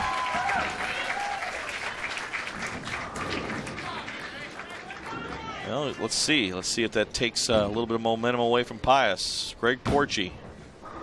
Big shot here for Porchy. Well, there's a baby split. Again with the 3-10 baby split. We've seen that several times today, Steve. Well, ball's starting to hook a little more, so let's see if the adjustments are made. This is a huge double for Hastings. If they want to have a shot at this, they need to get it done now. That's a great shot there, John. Great shot by Heath Sad. Doing everything he can to keep the Tigers also in this match, so double. Brings it back within 39. Good try there by Greg.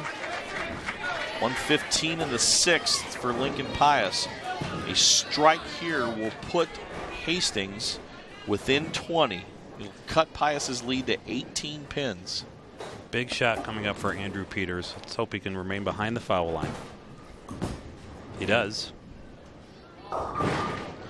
You know, he has to be just thinking about, obviously, I mean, you know, I've fouled, you fouled, we've all done this, and you have to, it's in the back of your mind now. Pius gets right back up and puts her foot on the gas pedal again.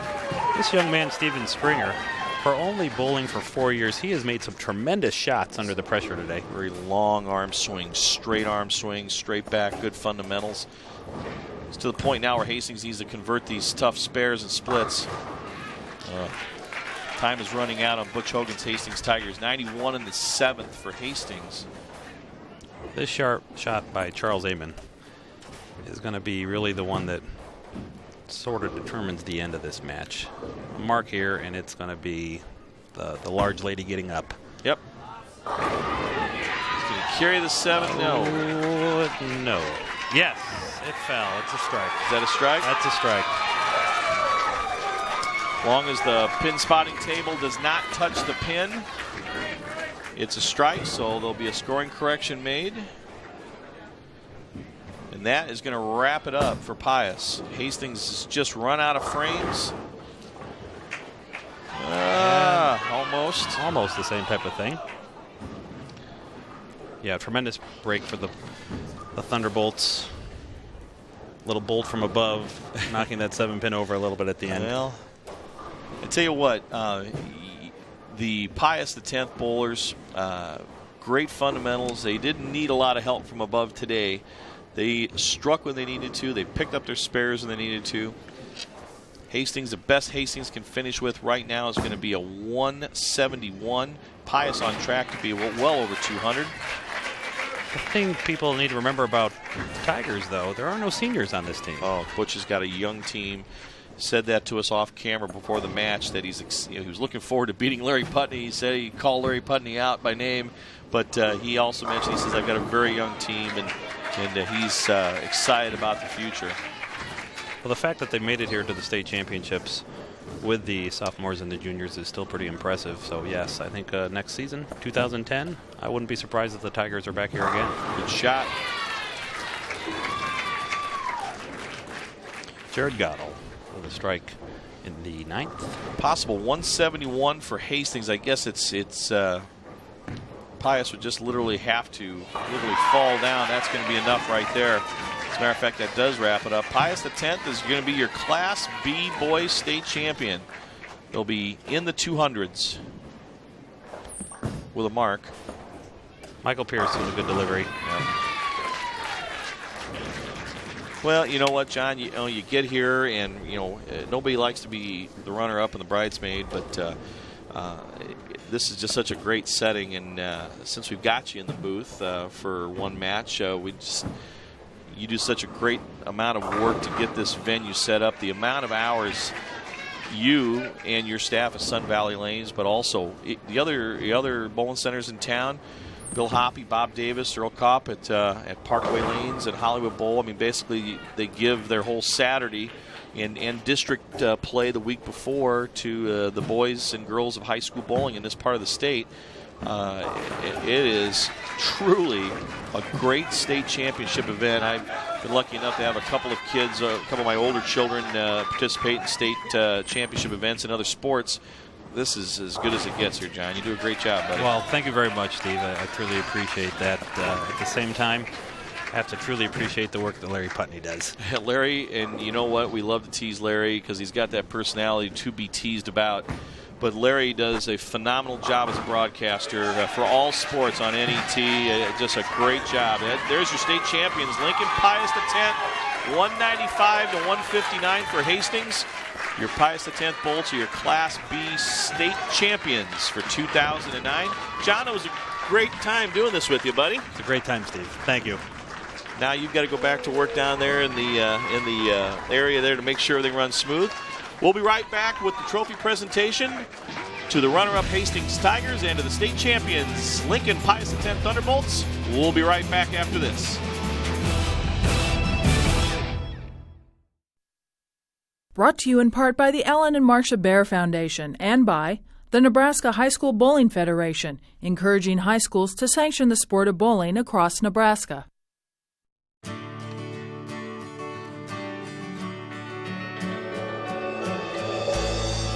Soy biodiesel from Nebraska soybeans lowers our dependence on foreign oil.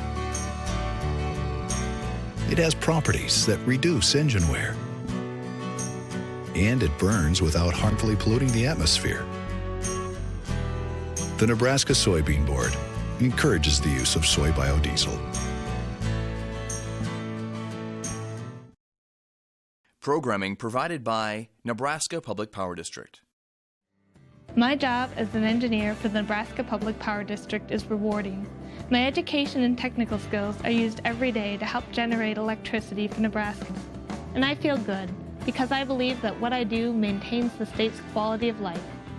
NPPD is where I want to be. Nebraska Public Power District. Always there when you need us. Together with your local public power utility. You are watching NET1 and NET HD. Next time on Nature, it is said there is a perfect valley where the majestic and the mighty roam. But within this beauty, a turf war erupts.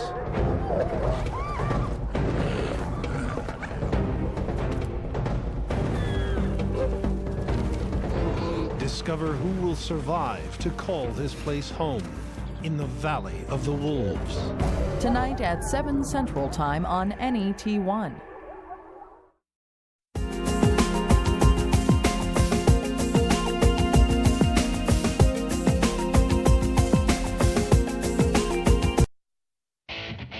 The 2009 High School Bowling Championships are brought to you in part by the Alan and Marcia Bear Foundation and by the Nebraska High School Bowling Federation, encouraging high schools to sanction the sport of bowling across Nebraska.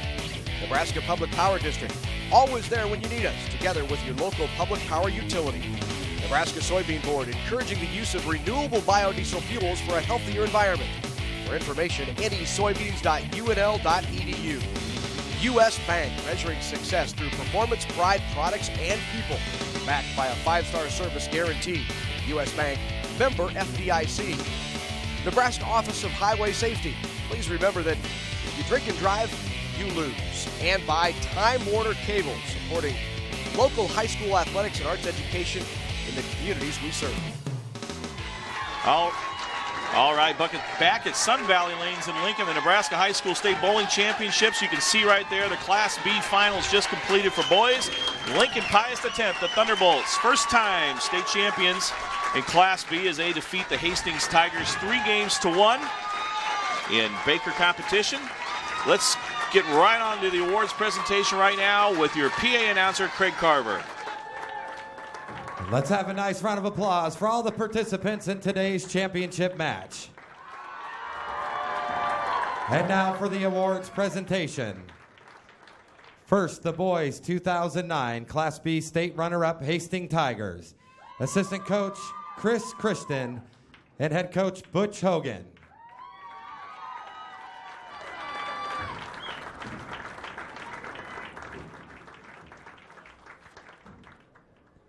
Heath Sad.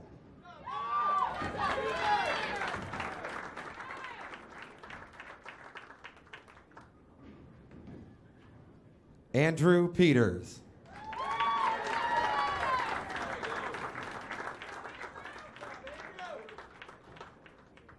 Bryce Peterson.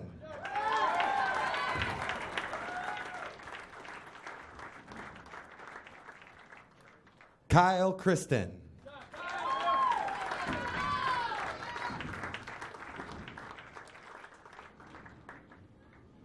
Jared Gottel.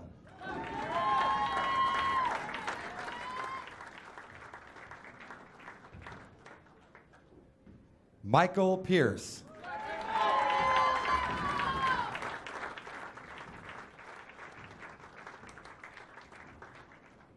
Gentlemen, congratulations, and please accept your runner-up trophy.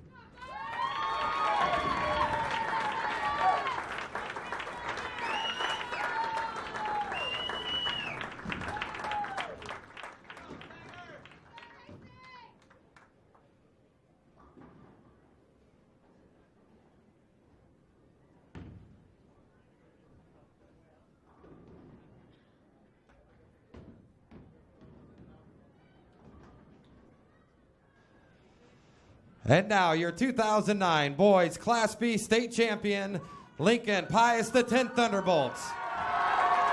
Assistant coach Tyler Putney and head coach Larry Putney.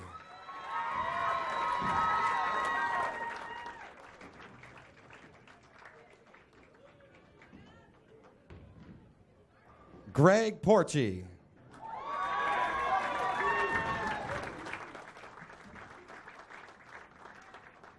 Stephen Springer.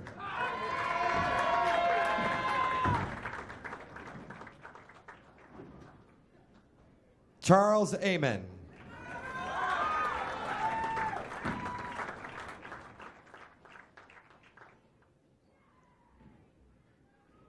Andrew Cathy.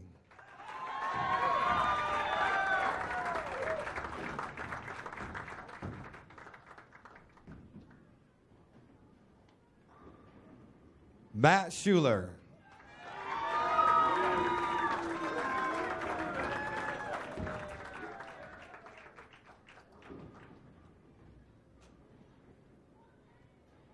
Josh Nepper.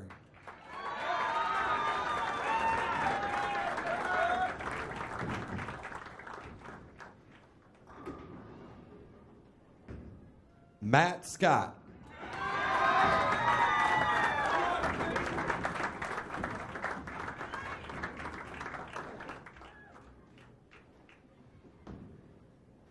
Gentlemen, congratulations on a great season, and here is your 2009 state championship trophy. All right, there they are. First-time Class B champions, Lincoln Pius the 10th, the Thunderbolts. They defeat Hastings Tigers 3-1. John, I tell you what, the Pius boys did, it was textbook. Spare shooting and strikes, no mistakes, very few. I agree, Steve. The first time to the big show, it's pretty impressive. They are the state champions. All right, we will be right back after this with our Class A boys state finals between the North Platte Bulldogs and the Columbus Discoverers when we come back on NET.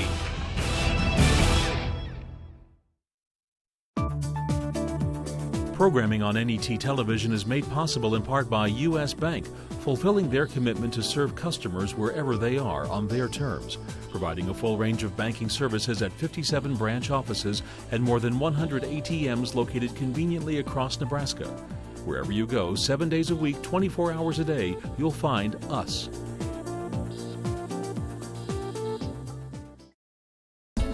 Programming made possible by Time Warner Cable, supporting local educators by providing free cable connections to public, private, and parochial schools in our area. Time Warner Cable, the power of you. You're on vacation in the mountains. You've got the kids, the dog, and your tent. Your son says, hiking is lame, so you try rock climbing. It ends up being harder than it looks. Now you're in the hospital wishing you'd stayed home. But you've got Blue Cross and Blue Shield, so you know you're covered, even though you're out of state. So you relax, which is why you went on vacation in the first place. Blue Cross and Blue Shield of Nebraska. One less thing to worry about.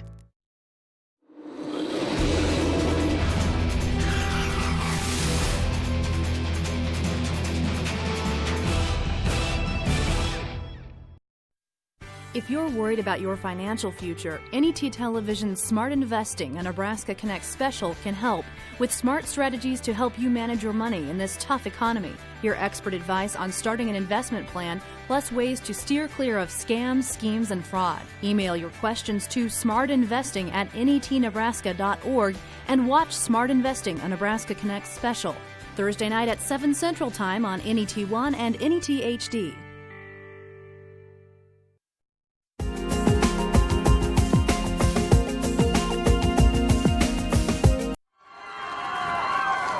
They're excited at Sun Valley Lanes in Lincoln, Nebraska. The boys' Class A state championship about to take place between the Columbus Discoverers and the North Platte Bulldogs. And they are here in force this afternoon. Well, there's still plenty of time to pick up your state high school championship bowling apparel, shirts, sweatshirts, bowling towels, and bag tags. Hey, you can get it all. It's available at NHSBF.com. Check it out today. Once again, that's at NHSBF.com.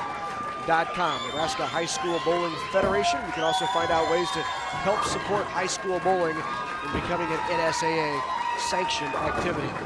Let's take a look at the starting lineups for these two teams. The Columbus Discoverers first, led by John Eckelt. Justin and Jordan Eckelt, both seniors and twins, two of the top bowlers in the entire state. Trev Muth, Adam Thurley, Andy Christensen, Derek Heyer, and Michael Esch on the roster. For the North Platte Bulldogs, Bill Fuller is the head coach. They are 10-3 in districts, led by the Simpsons, Shane and Sean, Jake Osterhout, Kenny Lee, Jamie McCain, Stephen Conway, and Jacob Rimpling. For the Bulldogs of North Platte, should be a good one. North Platte and Columbus, they were seeded number 1 and number 2 after qualifying.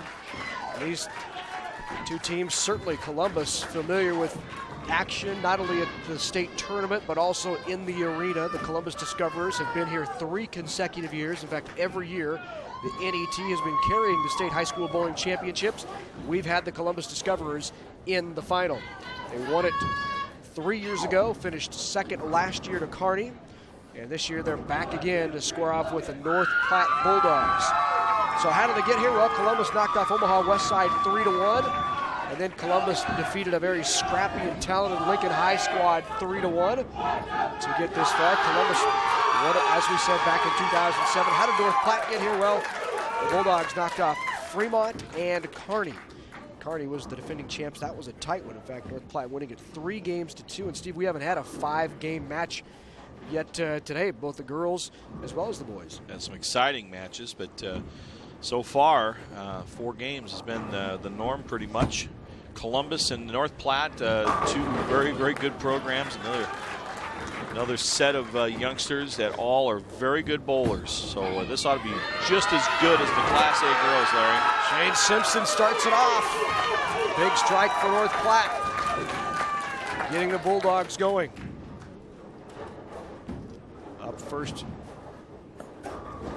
for Columbus. Looks like Adam Thurley. And Thurley converts.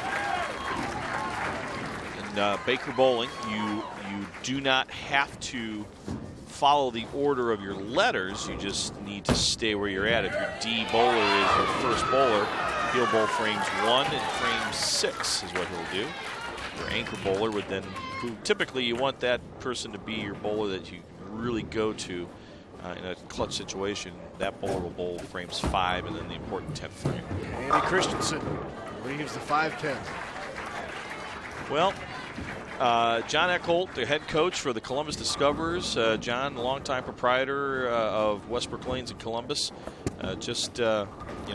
Obviously his 2 boys, twin boys Justin and Jordan, grew up in the bowling center, so they're going to be pretty salty, I would say, Larry, when it comes to handling this pressure situations. They've been high school bowlers their entire career for Columbus. North Platte joined a few years back, and they have North Platte's an interesting circumstance because they're so far out in the western part of the state, they have to do so much travel to compete. They will end up probably logging more miles on their vehicles going to and from meets than probably any other team we have in the Nebraska high school bowling situation in Nebraska. That was Kenny Lee with the shot there. Lee with a little work to do. Here's Trev Muth. Trev, the freshman lefty. Averages 194. Now Lee with the spare conversion. Whoa. So a couple jitters here on both teams early. Both teams are fast up on the approach. They don't take a lot of time getting set, and you may just want to, after a few opens, just kind of relax a little bit, just kind of as we see another open frame there. Obviously, this is TV jitters. Yep, absolutely. Trust me, you get out there under those lights, it's yes. It's a little different. I certainly know. Congratulations to Coach Putney and his Pius Thunderbolts Class B champions. Just want to let you know we had a great time here in the booth without you. I'm sure you did. I can't wait to hear it. Oh, We're no. DVRing at home, I promise. Yes. We'll hopefully the FCC editors will edit out some of the things we shouldn't have said.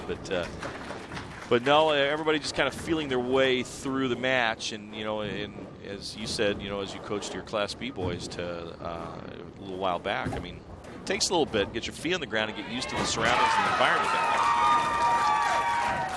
there. Maybe that'll get them going. Yep. Nice spare conversion by Jake Osterhout. Here's one of the Eckholt twins. It's Justin Eckholt, and he covers the 2. So a nice spare conversion there to break that string of 4 consecutive opens between the 2 teams. They're both marking the 5th, make it the 4th.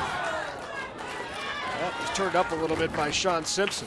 We saw back a while back, back in Class C, we saw the boys match there where a lot of the boys were having a little bit of trouble getting the ball to hook in situations where the ball needed to go further down the lane. They just had a tough time getting lined up, Larry, and we're seeing a little bit of that right now. A lot of these guys are overturning or are missing their spares on the opposite side, so you're going to have to make adjustments, get in the center part of the lane and play the oil to where they can get a proper amount of skid to get the ball down the lane. So right now, not a lot of strikes. So a tight match, and as you know, the best of 5 Baker format. First team to win 3 Baker games. After 5 frames, they switch lanes. So a tight match through 5, 57-55 in the 4th. Columbus on top. Columbus up on the left-hand lane. Shane Simpson gets that 7 out of there, avoids the 7-10. up on the right lane. There's Adam Thurley. High series of 7:09. And Adam goes Brooklyn and carries. Adam wants to be a criminal psychology major. He'll be studying guys like you. Hey, all right. Well, never convicted is my answer to that question. The spare shooting situation is going to come back to haunt North Platte. Although Columbus has 2 opens themselves, 3 open frames now, 2 of them single pins. Actually, the 2 for Columbus also both single pins. So everybody just needs to relax and think about what's going on here. Hard and direct for Columbus right there.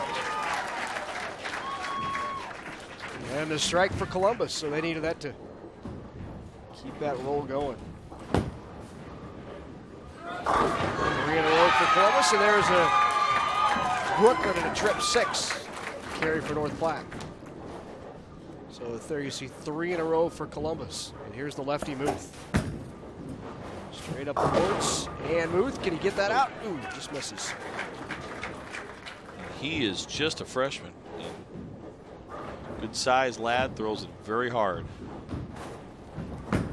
Just a great release there from Kenny Lee for North Platte, but as you see, they're just not getting enough skid on the bowling ball, so they're going to have to make a move to get the ball a little further down the lane. I'll tell you, Steve, we found that we ended up being a lot deeper than you thought you would be on this type of an oil condition, so maybe they'll. Television lights, a little bit of a warmer day today, weather-wise, so all of that, plus you pack couple hundred bodies in here as spectators, throwing off a lot of BTUs. It's going to make the lane condition, all of that. The environment has a tremendous effect on the bowling lanes. So a couple of opens by both teams in the 8th frame, but still a 33-pin advantage now for Columbus. There's Justin Eckold. Great shot. Justin Eckold averages 194 on the season. Now up on the left lane. Jake Osterhout. Jake comes in just a little high and can't quite get the 4-pin to fall. Good form, just very compact, solid at the line. Here's one of the top bowlers in the state right here, and Jordan Eckold.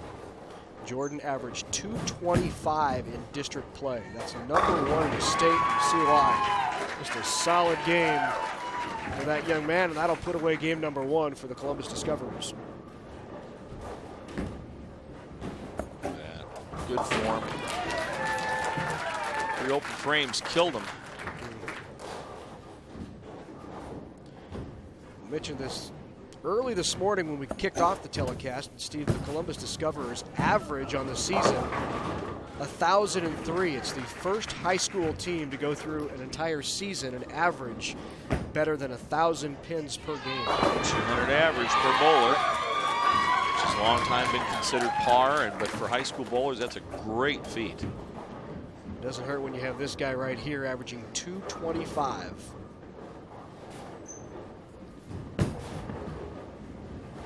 A little bit, and it does. So game #1 in the books for Columbus, 193. We'll see here what North Platte winds up with, but Columbus will take the first game at a 1-game-to-none lead in this race to 3. Some of those jitters will be shaken off as well. For a 193 with 3 single-pin misses is not exactly typical for John Eckold's squad. Well, the North Platte boys are starting to get lined up now, too, so they're going to finish off the 10th frame with a double and possibly a 3-bagger here. Absolutely. Make it 3.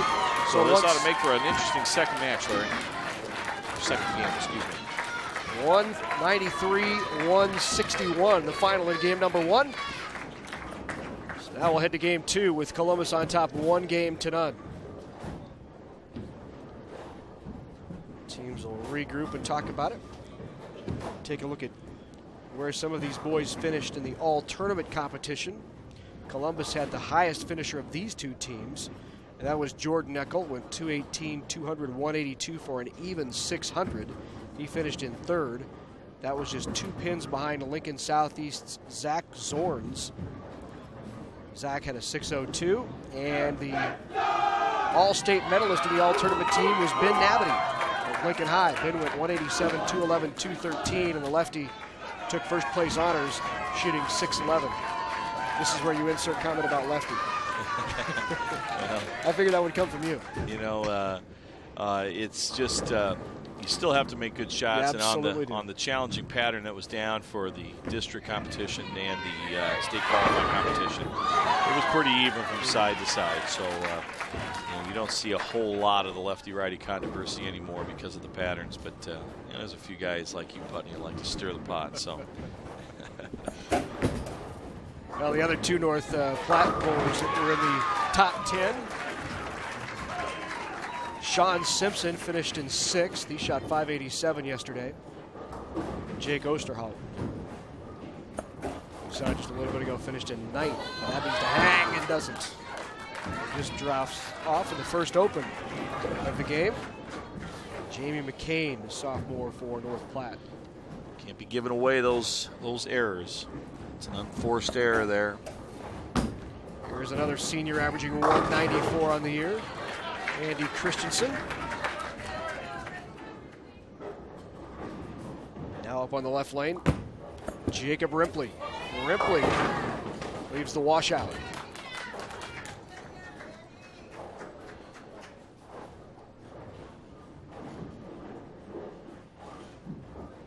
So Christensen on the conversion. Needs to hang on. Nope. He knew it when it left his hand, Larry, so keeps North Platte in it. So here's Ripley, the freshman. Can he convert the washout? That was their opportunity to at least tie it back up. Now they trail by 11, 28-17. Here's Derek Heyer. Derek Heyer, the